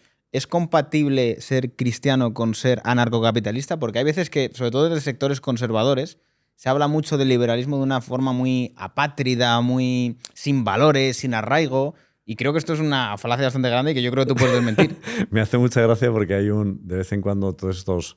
tienen un nombre, ¿no? Los que te hacen críticas en internet, ¿no? Los trolls, ¿no? Los haters o los trolls. Entonces hay uno que me acusa me hacía mucha gracia, decía, porque es que ha abandonado los principios del catolicismo y se ha convertido en un calvinista y tal, por defender justamente. Y entonces, el otro día me hizo gracia porque escuché de Jesús Huerta de Soto que han sacado un libro que se llama Economía para sacerdotes, ¿no? Un poco para explicar. Me pasa cuando voy a misa, tengo algunas discusiones de vez en cuando con los párrocos, pues que hablan de que es malo acumular riquezas y te digo, no, hombre, no, es bueno y tal. Porque yo siempre digo que eso es lo que le hace perder la batalla muchas veces a los católicos frente... Pero claro, entonces es que aquí pasa lo siguiente, date cuenta que la educación en España ha estado en manos o de maestros muy socialistones, ¿no? Siempre ha sido tal, o de curas muy socialistones, ¿no? Al final ha habido una tradicional aversión a la riqueza que está muy en el alma católica, es decir, lo que diferenciaba el catolicismo del protestantismo antes era que aquí el que apetecía riquezas parecía que, pues, lo de cómo es más difícil que entre un rico es más fácil que entre un camello por el ojo de una aguja a que entre un rico. Entonces, Yo creo que hay una cosa que es importante, que a lo mejor estamos aquí entrando en un terreno demasiado religioso, ¿no? Pero si tú miras la parábola de los talentos, lo que dice es, te di 5 talentos, los pusiste a trabajar, me has devuelto otros 5, te doy el gobierno de 5 ciudades. ¿Quién es al que censura? Al que le da el talento, lo entierra y no hace absolutamente nada. Entonces, yo, de verdad, en ningún momento, y yo creo que Juan Pablo II ahí hizo una gran labor, porque además tuvo la circunstancia de conocer a Hayek y conocer la escuela austríaca. Es decir, si tú miras despacio la labor en Exercens o la solicitud Reis sociales, te das cuenta, o la Centesimus Annus, te das cuenta de que en ese discurso ya se habla de la legitimidad y la bondad de la libertad económica. Es que, ¿cómo puede ser incompatible el catolicismo con el anarcocapitalismo? De verdad. O sea, es verdad que había un libro muy famoso, muy gracioso, que decía el liberalismo es pecado. Del siglo XIX, ¿no? Decía que el liberalismo, y además había grandes tesis, ¿no? Decía que la apetencia por la riqueza, etcétera, pero al final lo que hace libre a las personas y lo que permite tener una vida digna es la riqueza. Es decir, si tú no generas... Esto no es un juego de suma cero. O sea, que es lo que piensan muchos de los que critican que pueda haber católicos liberales o anarcocapitalistas, ¿no? Esto no es un juego de suma cero. La riqueza no es una tarta que se reparte, limitada. O sea, la riqueza se crea, la riqueza se genera, la riqueza... Es decir, gracias a que hay empresarios, hay empresas donde trabajan trabajadores que a su vez pueden generar rentas, que a su vez pueden servir para crear otras empresas. Es decir, el progreso económico está hecho de libertad y de iniciativa y de responsabilidad. Y que además, mira, esto que comentas muchas veces de estos más puristas, de que ganar dinero está mal y la usurería y demás, yo siempre les hago una reflexión de que siempre están con la crítica de que los anglos y todo este tipo de cuestiones, y yo digo, a ver, si tú quieres jugar al juego del poder, tienes que jugar al juego del poder. No te puedes quedar en, no, yo no quiero ganar dinero, yo no quiero, digamos, que pelear en las mismas normas y ganarlo. O sea, el poder se toma, no te lo dan de repente porque pareces bueno. Claro, entras en este tipo de cuestiones y dices, no, es que la religión judía premia más digamos que el lucrarse económicamente, los protestantes también, y digo, vale, entonces ¿cómo quieres ganar tú si no premias exactamente lo mismo o lo criminalizas? Vas a ser siempre un pobrecico. Bueno, aparte hay que decir que también en la historia dices, no, es que los judíos pobres, como no les dejabas hacer otra cosa, se dedicaron al comercio. Entonces, claro, cuando tú te dedicas al comercio, en exclusiva terminas siendo bueno en lo del comercio y en el trading, etcétera. Entonces, dice, no, es que es mucho más elevado dedicarse a la filosofía o a batallar, ¿no? Estar en el ejército, bueno, y en los que los judíos no podían ingresar en el ejército, no podían entrar en las universidades, pues les dejabas el comercio, pues claro, terminaron siendo muy buenos. Pero es que además, es decir, al final estamos hablando de medios. Es decir, ¿qué puede haber de malo, de verdad, en generar riqueza? O sea, incluso para los que tienen el mantra del reparto, vamos a ver, puestos, voy a comprar tu tesis. Vamos a suponer que tú eres un socialista, de los de pantalón largo o séptimo dan, ¿no? Y hayas llegado a la parte más alta del socialismo. Entonces yo te digo, oye, ¿lo tuyo en qué consiste? En repartir la riqueza. Pues cuanta más haya, mejor, ¿no? O sea, será bueno que se genere mucha riqueza para que tú puedas repartir más. ¿O no? Sí. Entonces, claro, dices, ¿dónde está la maldad de generar riqueza? No, y luego hay otra que es muy divertida, ¿no? Cuando te dicen, acumular riqueza, Amancio Ortega y tal. Pero vamos a ver, ¿usted se cree que Amancio Ortega guarda en su casa, como el tío Gilito, sacos de dinero?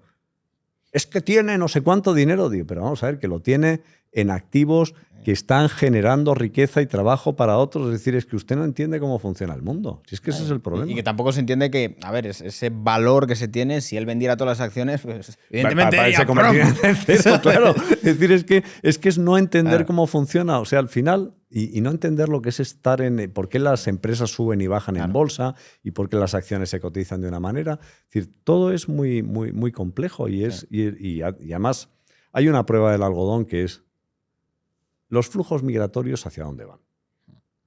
¿Hacia los países ricos o hacia los países pobres? Claro. Entonces, ¿dónde busca la gente que hace? Buscar su felicidad, ¿no? Y buscar su bienestar.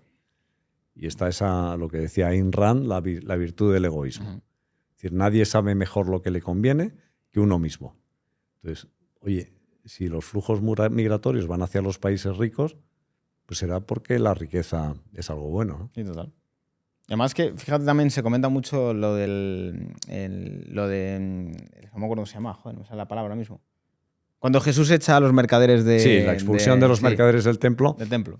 Como un ejemplo de que si haces dinero está mal. Pero eso es absurdo, o sea, los expulsa del templo porque eso es un lugar de oración y no es, o sea, es como si tú te encuentras mañana, vas a la Catedral de la Almudena y te han montado ahí unos tenderetes donde se dedican a vender Coca-Cola, yo qué sé, o sea, es que a mí los exégetas estos de conveniencia, cuando además tienes, claro, la exégesis es una ciencia teológica muy, muy compleja que tiene grandes tratadistas.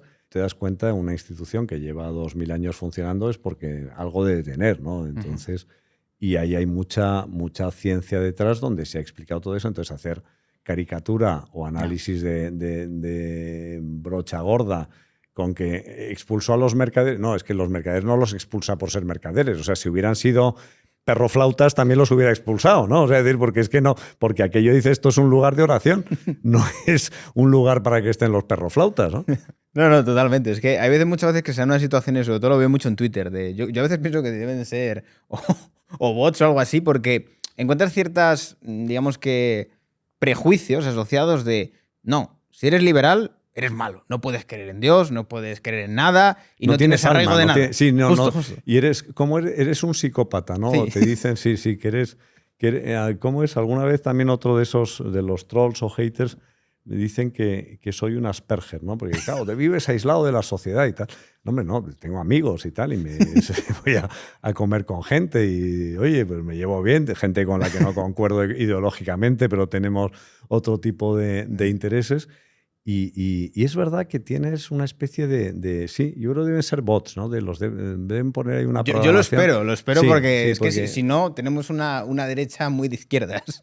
Porque, a ver, también hay mucha derecha que en la práctica realmente en el día a día tú miras las políticas que quieren y son bastante de izquierda. Son los socialistas de todos los partidos de los que hablaba Hayek, ¿no? Pero fíjate, todos los que estáis viviendo en Andorra, que además descubristeis en una edad temprana, que dices, vamos a ver, yo me estoy aquí currando mi canal de YouTube, tengo mis seguidores, y de repente llega un tío que no ha hecho absolutamente nada por esto y se lleva la mitad de... Hombre, no. No, total. Entonces, no, pero te dicen, hay que ver que se van a vivir, como si irse a vivir a Andorra fuera que has agarrado un Kalashnikov y has secuestrado a una excursión del Inserso y los tienes ahí amenazados de muerte. No, joder, mire usted, me he ido a Andorra porque hay libertad de circulación, hay libertad de establecimiento y yo hago con mi vida lo que me da la gana. Ese es el resumen. Y que además, cuando te vas a Andorra, te das cuenta de que igual no hace falta tantos impuestos. Que hay carreteras, hay hospitales, se vive hay bien, colegios, ¿verdad? hay seguridad. No te atracan por la calle, ¿verdad? Eso también es importante. Entonces sí, y luego hay unas pistas de esquí que están muy bien y tal. Sí, o sea, es un país... Lo único malo que tiene es que está un poquito inaccesible. Yo creo que lo han hecho adrede porque, claro, si tuviera buenas comunicaciones, ahí habría ahora mismo 3 millones de personas viviendo, ¿no? Pero... No. O sea, yo lo digo muchas veces que al final, si Andorra, tiene el aeropuerto de la SEU, que ayuda, y te plantas en Madrid en 1 hora y pico, pero si tuviera buenas comunicaciones, cuidado. Bueno, claro, es como dices, no sé, se me ocurren muchas veces ejemplos, si en Andalucía tuvieras una temperatura media durante todo el año de 25 grados, pues no habría manera de acoger a todo el mundo que querría vivir ahí, ¿no? Pero que también te digo una cosa, Hermenegildo. Por ejemplo, con el tema de los youtubers le han dado mucho foco, pero lo que no se ve es todo ese éxodo silencioso de gente que no es famosa y que no es conocida, que también se está yendo. Y que se va sin decir nada. Y que se va de manera... Se te va a Portugal, se te va a Dubái, se te va a otros países que te dan un buen régimen fiscal. Mira, cuando Hollande en Francia, con esa política además hecha, dijo que a los ricos, que los que ganaran más de 1 millón de euros, me parece que les iba a grabar con un 75%. Joder. Se desplazaron 600.000 franceses a Inglaterra. Hay un dicho que dice, tú puedes llevar a un caballo a la fuerza a una fuente, pero no le puedes obligar a que beba. Entonces dices, mire usted no me puede obligar a trabajar, no me puede obligar a que me quede a vivir aquí, no me puede obligar a que deje de trabajar en otro sitio. Entonces, al final, Mira, yo creo que una de las grandes virtudes que tenemos en el siglo XXI y en el modelo económico actual es que tus activos suben y bajan en ascensor todos los días. O sea, tú no necesitas más que un micrófono y una cámara para desarrollar tu actividad. Así de sencillo. El que opera con criptomonedas o el que opera en mercados de valores, no necesitas más que una buena conexión a Internet, 2 pantallas de ordenador o 3 si quieres para hacer ahí el vacile de estar mirando 3 mercados al mismo tiempo y no te hace falta absolutamente nada más. Entonces, cuando alguien se dé cuenta de que esa es la realidad y de que esa realidad es inaprensible y esa realidad no la puedes estabular, pues vas a tener un problema, ¿no? Lo que pasa es que es verdad, perdona, hay otra, o sea, es decir, hay otra tesis que circula por ahí que es que los países empobrecidos tienden a votar opciones de izquierda. Y cuanto más problemas hay, más pobre, más tiendes a intervenir. Sí, claro, más dependiente. Sí. Entonces, al final, pues tienes el gigantismo del Estado. Entonces, siempre tienes que tener en cuenta todos esos elementos, ¿no? ¿Por qué crees que, digamos que teniendo la generación que ha podido ser como más adoctrinada por la izquierda, con el feminismo, ideología de género y demás, te han salido muchos, sobre todo en la parte de los chicos, yo creo la generación más de derechas, yo creo de las últimas décadas? No, yo estoy asustado, o sea, que estoy asustado, ¿no? Estoy sorprendido, ¿no? Cuando ves que efectivamente, pues yo creo justamente por esa actitud, primero porque tú no pierdes tu visión crítica, luego porque se ha roto el monopolio de la información. Es decir, hay un error en pensar que la gente ve el telediario de la una. O que ve los programas, lo ves en las cuotas de decir, es que es un auténtico, o sea, da verdadera lástima como negocio, dices, como soporte publicitario, esto debe ser absolutamente ruinoso y además vas viendo cómo es una especie en peligro de extinción como la prensa en papel, ¿no? Yo siempre digo que cuántos suscriptores quedarán de diarios que los reciben en su casa. Entonces yo creo que ha pasado que se ha producido, primero, la posibilidad de informarte con inmediatez de fuentes muy diversas, entonces eso ha generado un debate y luego te has dado cuenta también, porque tú lo has sufrido en tu carne, mucha gente dice, oye, yo tengo aquí trato de desarrollar una actividad y de repente me encuentro con un obstáculo que es quiero montar una empresa y me encuentro con un obstáculo y te dices, ¿esto por qué es? Porque hay socialismo, porque pues te vas al extremo totalmente opuesto, ¿no? Yo siempre digo que yo me fui a Andorra por una decisión que en realidad puede parecer pequeña, pero fue como la gota que colmó el vaso. Me acuerdo que fue justo en la pandemia, que fue cuando dieron las ayudas a los medios de comunicación y no querían quitar la cuota autónomo. Creo que ese fue el mayor cabreo que me pillé, que a nivel de decir me voy a Andorra. Pero fíjate que muchas veces tú te das cuenta que grandes transformaciones de la historia se han producido, pues el motín del té en Boston, ¿no? O sea, es decir, que dices, oye, objetivamente considerado, pues no tiene, pero son las gotas que colman el vaso, ¿no? O sea, llega un momento que tú dices, mira, hasta aquí.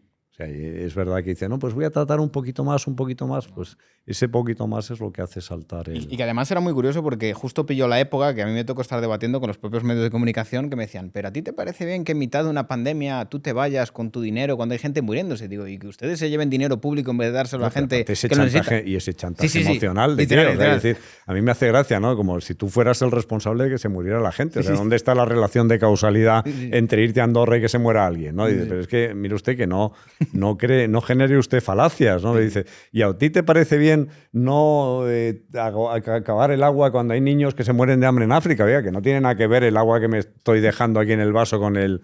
O sea, es que es una cosa muy típica de cuando eras niño, ¿no? Hay niños que se mueren en África y tú te estás dejando aquí la comida. Oiga, que no tengo la culpa de los niños de África, ¿no? Y aquí pasa, o sea, se generan esas falacias donde establecen unas relaciones de causalidad que no existen, ¿no? Entonces se dice, te vas a Andorra, eres responsable de las muertes. Oiga, no, perdone, que no tiene absolutamente nada que ver una cosa con la otra. Y luego los juicios morales. Que a mí me hace gracia, o sea, que yo que decía Chesterton, que la gente deja de creer en Dios y se pone a creer en cualquier cosa, ¿no? Entonces aquí han suprimido, querían quitarse las cadenas y la esclavitud de las religiones y han montado una nueva religión que encima además no es la verdadera y resulta que está administrada por amateurs, que no son profesionales. Entonces dices, joder, me está usted repartiendo certificados de buena conducta, como si se hubiera inventado unos nuevos mandamientos, ¿no? En tiempos de pandemia no te irás de tu casa a Andorra, ¿no? No, mire usted, es que no, eso no existe. Afortunadamente está en decadencia porque yo creo que todo está parte ya del buenismo. Y además yo creo que ha venido precisamente por la propia caída del gobierno y toda esa decadencia de... Yo daba lecciones de feminismo, tengo casos de prostitución y de por todos los lados. Daba lecciones de lucha contra la corrupción, tengo corrupción por todos los lados. Entonces yo creo que ya están rebajando el buenismo porque dicen, igual no nos conviene tanto buenismo.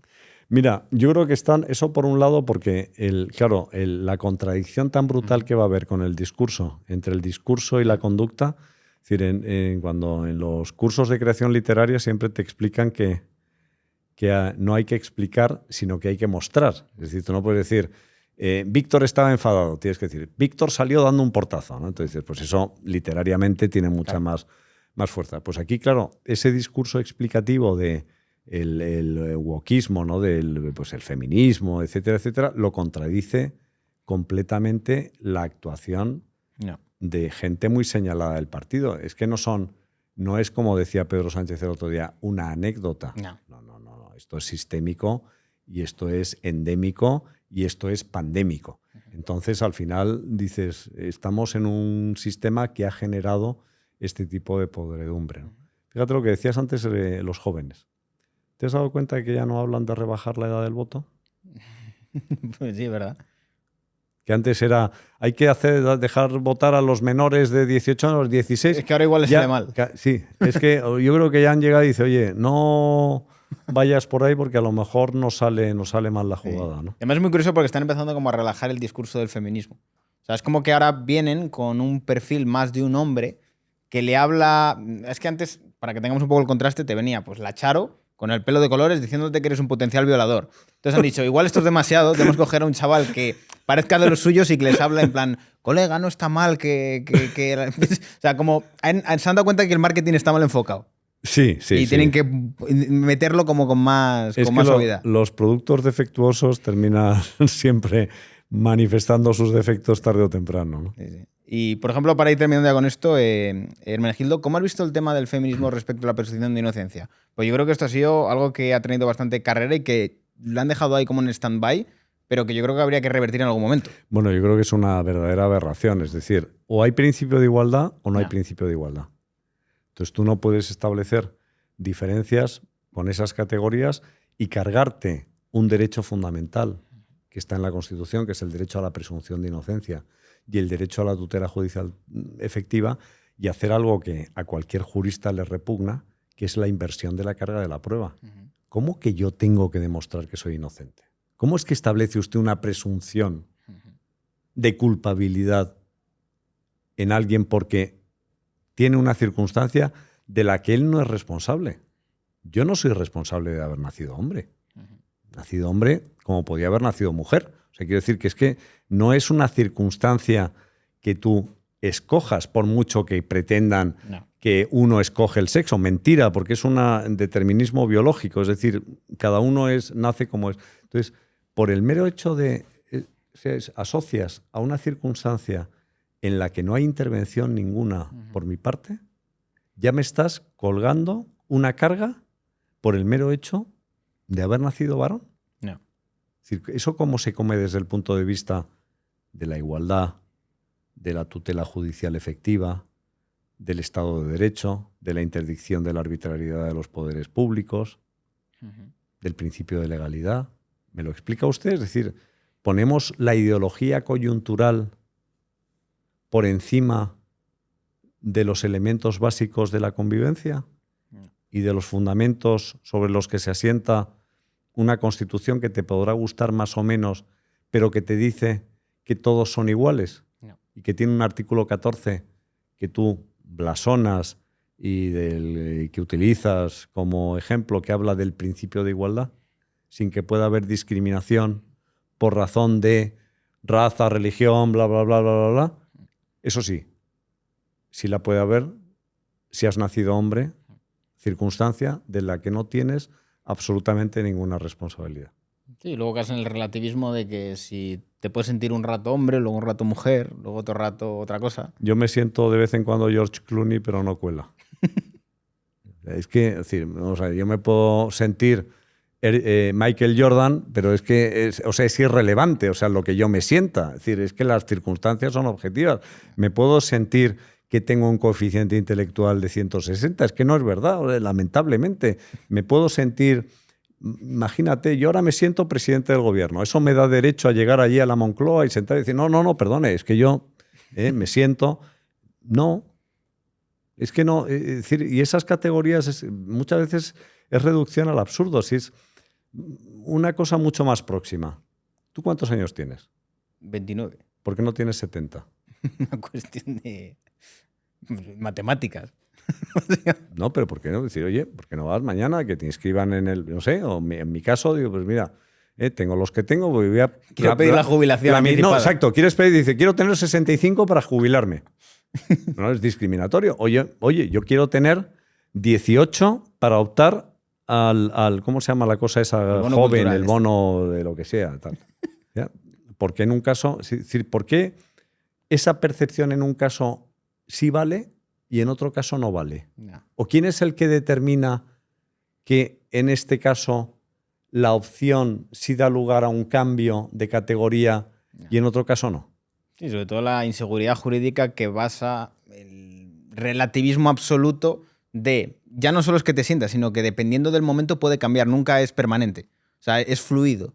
Puede ser un rato una cosa, otro rato otra. Bueno, eso tiene dos manifestaciones. Como también con el tema del consentimiento. El consentimiento puede ser ahora sí, ahora no, luego no. No, claro, y luego tienes ahí la parte de morales de situación y el uso alternativo del derecho. Efectivamente, o sea, según me conviene, yo decido y eso genera una gran inseguridad. O sea, date cuenta el daño que ha hecho en las relaciones humanas toda esta patraña del sí, el no, el sí, el sí no, el etcétera. Es decir, al final, o sea, tienes situaciones, en Estados Unidos me contaban que hay, cuando llega un ascensor y se abre y está solo una mujer, hay varones que no se montan en el ascensor. Porque, es decir, yo evito el riesgo de que puedan decir, como hay esa inversión de la carga de la prueba, yo quiero evitar el riesgo de tener que pasar por el trago de que es que ha habido acoso, ha habido... Me da igual, o sea, es decir, obviamente lo hay y cuando lo hay que perseguirlo, pero en cualquier circunstancia ya ha estado en el Código Penal siempre y eso tiene que ver con la libertad individual, no tiene que ver con el género. ¿Cómo viste la ley solo sí es sí? Como jurista. Joder, o sea, es que es como si le preguntas a Beethoven qué le parece, ¿cómo se llama ese? El Bugs Bunny, el cantante. Bad Bunny. Bad Bunny, o yo qué sé, o sea, es decir, es que como si le preguntas, no sé, joder, que claro, es decir, no me hagas esas preguntas, ¿no? Claro. Pero ¿tú crees que realmente les dejaron equivocarse o eran así de ineptos? No, pues, o sea, yo creo que es que vamos a ver, o sea, es como si pones, no sé, que sea un grupo de Boy Scouts, la defensa de primera línea en una invasión de Rusia. O sea, es decir, pues unos tíos, si pones a unos tíos que han hecho COU, y además, bueno, han hecho COU, están matriculados en COU y tal, a redactar leyes, ¿no? Pues yo, es decir, tiene, o sea, todo el mundo durante el proceso, pues les dijeron, tiene estas carencias y luego efectivamente se vio que habían provocado, volvemos a lo de antes, que es malo ser bueno, habían provocado consecuencias negativas mayores, pretendiendo establecer esa protección, que fue la salida de la cárcel de violadores, etcétera, etcétera. Pero tú siendo, yo qué sé, tú eres el PSOE, estás en el gobierno, ves que tu socio está haciendo algo que sabes que te va a perjudicar directamente, ¿no le paras los pies antes de...? Joder. Es que, vamos a ver, yo nunca he estado en el gobierno, me imagino que nunca estaré, o espero no estar, y me imagino también que cuando tú negocias las coaliciones, o sea, esto es, este negocio es mío, tú aquí no te metes. Igual que yo no me voy a meter en asuntos exteriores, ni te voy a decir cómo va a ser la política de España en relación con la OTAN, tú en temas de igualdad no me dices absolutamente nada. Y entonces, bueno, luego se debate, tal, etcétera, y yo creo que muchas veces forma parte de eso, ¿no? Es decir, yo quiero poder desarrollar mis políticas y si no te retiro el apoyo de la coalición. Pero joder, cuando es una cuestión que dices, quieres en teoría proteger a las mujeres, estás soltando violadores. Bueno, ya, pero también quieres proteger a los inquilinos y lo que estás haciendo es sacar viviendas del mercado. O quieres, o sea, hay tantos ejemplos de... Vamos, es que yo no he conocido ningún ejemplo en el que el intervencionismo en la economía sea bueno. Provoca consecuencias negativas. A lo mejor inmediatamente te puede parecer como el que enciende una bengala. ¡Uy, qué maravilla! ¿Cómo brilla esto? Pero en el medio y en el largo plazo lo que tienes es un palitorque quemado que no sirve absolutamente para nada. Yo también creo que muchas veces es que las medidas que son las adecuadas hay que hacer un ejercicio mental y digamos que una abstracción que la mayoría de gente no llega a hacerla o no quiere hacerla. Y suena más bonito decir, vale, prohíbo esto, ya está. Mucho como más directo. Es como, hay que prohibir que suban los alquileres. Como el que podría decir, hay que prohibir la pobreza. Y desaparece. ¿Sabes? O sea, este tipo de cuestiones yo creo que a la gente le cala mucho más que decir, que hacer el ejercicio mental de, mira, si tú sacas más oferta, al haber más vivienda, pues el precio baja porque hay muchas más unidades y tú puedes elegir y además, al haber mucha más abundancia, no hay especulación, no tienes esa escasez que hace que los precios aumenten porque la demanda es mayor que la oferta. Es que, lo que pasa es que eso es muy difícil. O sea, claro. O sea, ¿cómo es aquello que decía Churchill, que es muy complicado gobernar para gente inteligente, ¿no? Entonces, o sea, es más fácil hacer el anuncio. Fíjate que durante mucho tiempo han estado con anuncios de leyes, ¿no? Vamos a aprobar una ley pensando que la ley es como la piedra filosofal o como la varita del mago Merlín, ¿no? Que tocas y tal y que transforma la realidad y decir, no, mire usted, es que las cosas no son tan sencillas, las realidades son mucho más complejas. Por poner un ejemplo, si yo agarro la botella y la suelto, va a caer al suelo, porque hay una cosa que se llama la ley de la gravedad. Entonces, yo puedo decir todo lo que quiero decir. Discuto la ley de la gravedad, niego la ley de la gravedad. Bueno, ya, suelta la botella y verás dónde te va, ¿no? Con las leyes económicas hay una percepción distinta, que es pensar que son opinables, ¿no? Entonces tú dices, bueno, es que esto de la economía es opinable. No, es que las leyes económicas se cumplen. Entonces usted topa los precios, genera escasez. Usted interviene, crea precios mínimos, generas al final, cualquier intervención en las leyes económicas que pretenda alterar las leyes económicas se termina volviendo contra ti. No. ¿Por qué hay mercados negros? Pues porque has provocado una escasez con la intervención. Entonces hay un orden espontáneo que es el que te vuelve al... Tú imagínate que mañana prohibieran el dinero. Que eso ha habido en esas utopías que vamos a suprimir el dinero y tal. Que tú llegaras al cajero automático o tu tarjeta de crédito y de repente está bloqueada. ¿Tú qué crees que ocurriría?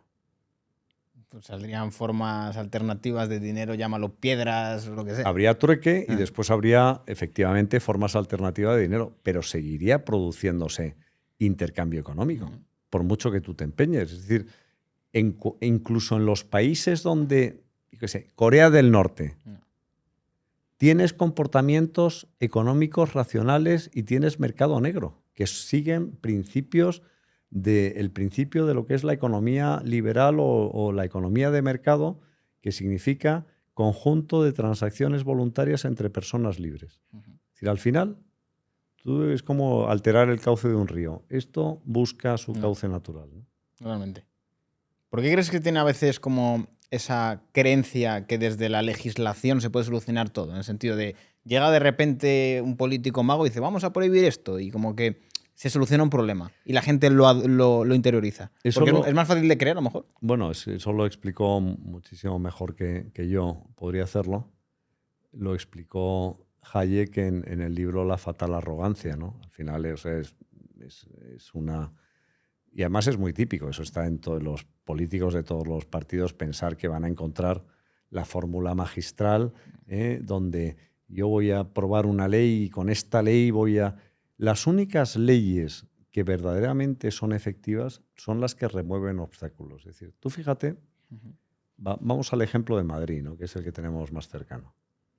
Cuando tú suprimes la necesidad de licencias para abrir o lo viste con lo de las terrazas es decir, es que ¿tú crees que ha habido más inseguridad alimentaria o más por el hecho de que tú hayas dejado que ¿Tú crees que que un tío que monta un restaurante quiere intoxicar a la gente? ¿Tú quieres que unas personas que montan una guardería quieren que los niños estén en peligro? Tú fíjate ¿Cuáles son los jardines mejor cuidados? Los tuyos. Claro. Los individuales, ¿no? Sí. Tú ves los jardines, es decir, jardines maravillosos privados. Eso creo que fue en Zimbabue, o sea, lo estudiaban, ¿no? con los elefantes, ¿no? Uh-huh. Al prohibir la caza, aumentó el furtivismo y empezaron a desaparecer los elefantes. Cuando tú conviertes la caza en una actividad comercial, Uh-huh. tendrás interés en que haya muchos elefantes. Porque si tú, es lo mismo, dices, mi negocio consiste en vender carne de cerdo, por poner un ejemplo. ¿Cuál es tu interés? Pues que haya muchos cerdos suficientes para atender la demanda. Uh-huh. Si a ti te prohíben vender carne de cerdo, ¿qué sentido tiene criar cerdos? No. Pues eso llévalo a cualquier actividad, ¿no? Sí, haber visto así, pero claro, tú esto explícaselo a la gente. Dile, no, está bien cazar elefantes, porque si no, vienen los furtivos, se acaban con todos los elefantes y nadie quiere criar elefantes y cuidar elefantes. Bueno, es que la pereza intelectual, o sea, vamos a decir, lo cómodo es vivir instalado en el eslogan, ¿no? Entonces, que suena más bonito. No, claro, por eso el populismo consiste en soluciones fáciles a problemas complejos. Un problema complejo tiene solución compleja. Entonces, es decir, a mí, si mañana me dices, oye, explícame el funcionamiento de los órganos del cuerpo humano, digo, pues mira, chico, no tengo absolutamente ni idea. Entonces, oye, te voy a pedir opinión. Vamos a someter a votación, ¿no? ¿Qué es mejor? ¿Colocamos los excedentes de tesorería en un repo de no sé cuántos o hacemos una suscripción de acciones y lo sometes a referéndum y la gente, ¿qué te va a decir? O sea, ¿con qué criterio? Yeah. Entonces, ¿por qué se opina tanto sobre cosas que se desconocen, ¿no? Yo creo que hay veces que se quiere opinar de todo, se cree que se debe tener una opinión de todo a pesar de que no se sepa de ello. Pero sí, muchas veces lo más sencillo es decir, mira, perdón, es que no tengo ni idea. Es decir, pregúntame de física cuántica, te digo, pues, Víctor, hazme otra pregunta porque no... Sí, pero yo creo que en las cuestiones políticas como que se le exige a todo el mundo estar como posicionado de alguna manera para parecer como buena persona. Sí, porque hay o sea, ¿cómo es esto? El FOMO, ¿no? El fear of missing out, el miedo a ser minoría. O sea, hay muchos experimentos sociales. Sí. El otro día veía uno, pues el que dices, pues pones esta botella, es azul, ¿no? Entonces llega uno y dice, pues el primero que entre tarde en la clase vamos a decir, cuando yo pregunte, todos decís que la botella es verde. Y entonces empiezan, es verde, es verde, es verde. Entonces cuando le preguntan a él, dice, ¿de qué color es la botella? Dice, verde. Y entonces empiezan a reír. Dice, no, yo sabía que era azul. Digo, sí, pero has dicho que verde por la presión. Es decir, estar en contra es muy complicado. Sí. Y estar en contra es muy incómodo. O sea, es decir, tú piensas lo que es estar rodeado de un ejército de personas que tienen una determinada ideología, que cualquier cosa que tú digas o hagas te lo censuren. ¿Qué es lo cómodo? Pues ir con la corriente, ¿no? Total. Y que además yo creo que lo que le ocurre a la mayoría de gente es que lo que buscan es ser aceptados y como la cuestión política al final lo ven como algo que no, a lo mejor no les interesa mucho, ¿para qué se van a meter a opinar de cosas que a lo mejor incluso les meten en problemas con la gente para que, digamos, les saquen del grupo, que parezcan raros, o, ¿sabes? Es que, fíjate, hombre, yo creo que hemos llegado a también un avance en la civilización, ¿no? Porque aquí cuando hablan ahora de la cancelación, ¿no? Te cancelamos. Hombre, en la Rusia soviética te mandaban a un gulag o te fusilaban directamente, ¿no? Con lo cual, que te cancelen y te digan, uy, qué miedo, ¿no? Que me van a cancelar, ¿no? Que no me van a dejar hablar en un programa. Pero hay un temor terrible a la cancelación. Al rechazo, yo diría. Y a pasar por, o sea, a la incorrección política, al rechazo, efectivamente. La cancelación es un rechazo, ¿no? O sea, el que te excluyan del rebaño, ¿no? Entonces, yo creo que hay mucha gente que prefiere no posicionar. Lo ves en los partidos políticos. ¿En qué comité federal o nacional o lo que quieras hay voces discrepantes? No. ¿Qué pasa con los discrepantes? A ver, Feijóo ha sacado un 99,7%, creo. Bueno, yo creo que en los mismos niveles que sacaba Yishkov en Bulgaria o Ceausescu en Rumanía, ¿no? Sí. Es decir, al final te das cuenta de que pues vivimos en lo que... Pero lo tienes también en muchas empresas, ¿no? Tú vas a las juntas de accionistas y te das cuenta que las aprobaciones, o sea, el que controla el consejo de administración, pues está controlando la compañía, pero es una realidad, ¿no? No. A ver, yo creo que también muchas veces la pereza mental de tener que estar debatiendo y de estar enfrentándote a la gente hace que la gente diga, mira, tengo una indefensión aprendida, mejor me callo y no me meto en problemas porque si no al final tienes que estar batallando todo el día. Es que es agotador. Sí, sí, o sea, tienes que ser muy cabezota. ¿Sabes? Tienes muy cabezota para tener ganas. O te tiene que mover, es decir, te tiene que gustar, ¿no? Y también tiene su gusto estar a la contra, o sea, tiene su Pero punto. hay que ser un poco Tiene su sadomasoquista. punto. No, hombre, no, hay más sadomasoquista, no, simplemente lo que pasa es que de vez en cuando, como sabes que estás acompañado porque hay otra, tienes una comunidad que te apoya, pero Claro. ser inmensa minoría no deja de tener también su punto. Que hay que decir que eso Internet ha ayudado mucho, porque antes había ciertas personas que a lo mejor pensaban de cierta manera, que estaban súper aisladas, que o te ibas a un círculo de gente que pensaba parecido o parecías un zumbao. Ahora en Internet tienes una ventana de comunidades de gente que puede pensar igual que tú y pueden ser miles y miles de personas. Fíjate, si tú vas a Twitter, por ejemplo, bueno, ahora se llama X. O sea, tú ves muchas veces por el algoritmo y tal, te salta, te crees que eres la inmensa minoría y dices, joder, es que en esto estoy solo, ¿no? Y luego te das cuenta de que efectivamente se forman comunidades, hay mucha gente que... No. Y muchas veces a mí me hacía gracia, ¿no? Porque, o sea, en lo de X, ¿no? Hay mucha gente que piensa que eso es el mundo. Sí, total. Hay una realidad virtual, es como el que juega con la PlayStation. Se cree que los partidos son reales, ¿no? Pues el de, y en X soy yo y en presidente X del ya gobierno. piensas que ese es el mundo. Entonces, y que vas a tener una influencia en las redes sociales. Y luego ves y dices, pero si este tío ha tenido 1000 likes, pero si es que 1000 likes no es nada, macho. O sea, es que da igual, si es que eso ha pasado. Es que entonces entras en una especie de bucle pensando que has generado el gran debate nacional que no le importa a nadie un rábano. Si es que la inmensa mayoría de la gente entra en X, si entra una vez al día, una vez a la semana, ¿no? ¿Cuál dirías que es la cosa más graciosa que te ha pasado en redes sociales? Joder, o sea, es que no sé. Bueno, de todo lo de los haters estos a mí me hace mucha gracia, ¿no? Porque hay algunos que te demuestran como una especie de inquina personal. Entonces eso me divierte lo de los haters. Yo fíjate que redes sociales la que más utilizo es LinkedIn, que me parece que es una red muy, muy seria, que es una red muy... Bueno, ahí la gente suele mostrar su mejor cara. Sí, sobre todo porque como sabes a lo que vas, que es un tema profesional y no tienes que... Es una cosa muy normal, ¿no? Es muy del día a día y dices, oye, qué bien, Víctor y tal, que has conseguido, yo qué sé, 900.000 seguidores y tal. Pues oye, pues muy bien. Oye, pues mira, acabamos de montar una tienda y nos va muy bien. Oye, pues estupendo y tal. No es una red social de gente que trabaja. Nadie, eso ayuda. Claro, ayuda, porque no están dedicándose a perder el tiempo y a pensar en cosas. Y nadie se odia en LinkedIn. O sea, nadie dice... pues ojalá que te quiebre la empresa. No, siempre son pues cosas muy... Entonces, LinkedIn me gusta, ¿no? Y ya las demás, la verdad es que no las frecuento, ¿no? Ni TikTok, ni nada de esto. No, TikTok me parece... Es que, bueno, de vez en cuando miro Instagram y tal, porque me divierten alguna de esa gente que... O sea, hay, por ejemplo, en Instagram hay algunos... que me gustan, que son los que hacen críticas de libros o recomendaciones de libros. Entonces me paso el día haciendo capturas de pantalla, porque claro, como si no lo apuntas en ese momento, luego no lo encuentras. Y luego no tengo Facebook y luego X de vez en cuando, según el día. Hay veces que antes me daba por responder a Yolanda Díaz, pero ya me cansé porque digo, ¿para qué? ¿No? O sea, ¿qué más?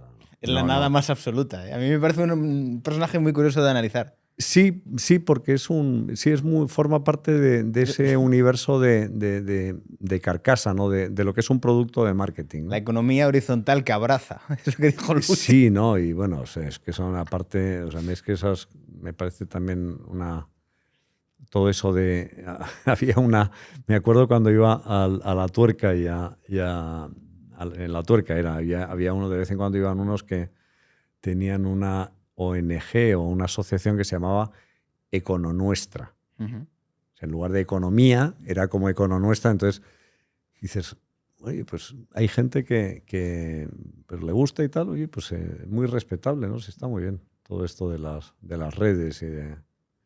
pero yo creo que no hay que perder de vista que la realidad es otra. No, total. O sea, yo digo muchas veces que esto se ve mucho con la movilización. Cuando ves que pasa ciertas cosas, la gente, no, hay que salir a la calle, y luego, ¿quién acaba saliendo?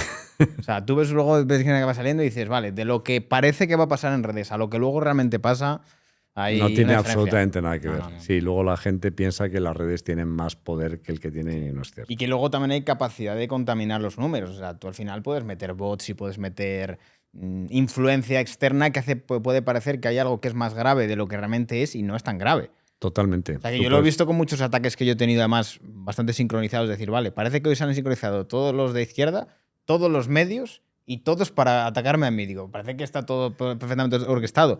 Y luego te das cuenta de que en realidad no es tantísima gente. Pero tú te tienes que alegrar por tener enemigos, porque el que tiene enemigos es una persona controvertida y eso significa que lo que dices pues hace... Tú imagínate que nadie te insultara. Me soy un poco aburrido, sí. O diría, oye, ¿qué estamos haciendo mal? ¿No? Porque esto se trata de provocar y de estimular y de generar debate y que la gente pues empiece a pensar. Sí. ¿no? Hermenegildo, muchísimas gracias Don por haber Víctor, estado por ha aquí. sido un placer, como siempre. Y nada, muchas gracias por tenerme en tu casa. Si quieres mandar un mensaje ahí a los chavales que nos están viendo. A los chavales, pero... Ahí, cámara. Es que yo, bueno, no sé. Bueno, oye, pues muchas gracias. Víctor es un crack, como habéis visto. Estoy encantado de esta especie de... Yo digo que es mi anti-aging, ¿no? Porque claro, él ha dicho su edad, yo no pienso decir la mía para no orientar, pero la verdad es que estoy encantado, me ha hecho pasar un rato muy agradable. Me honro con su amistad, ha sido un gran descubrimiento y la verdad es que os animo, bueno, vosotros ya sois seguidores de Wall Street Wolverine, pero que extendáis y que hagáis una propaganda sana de este canal. Y al mismo tiempo deciros que estoy a vuestra disposición si me queréis insultar, si me queréis...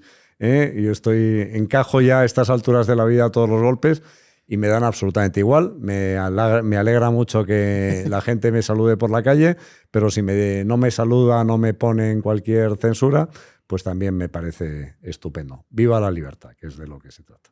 Muchas gracias, Hermenegildo. Muchas gracias, Víctor.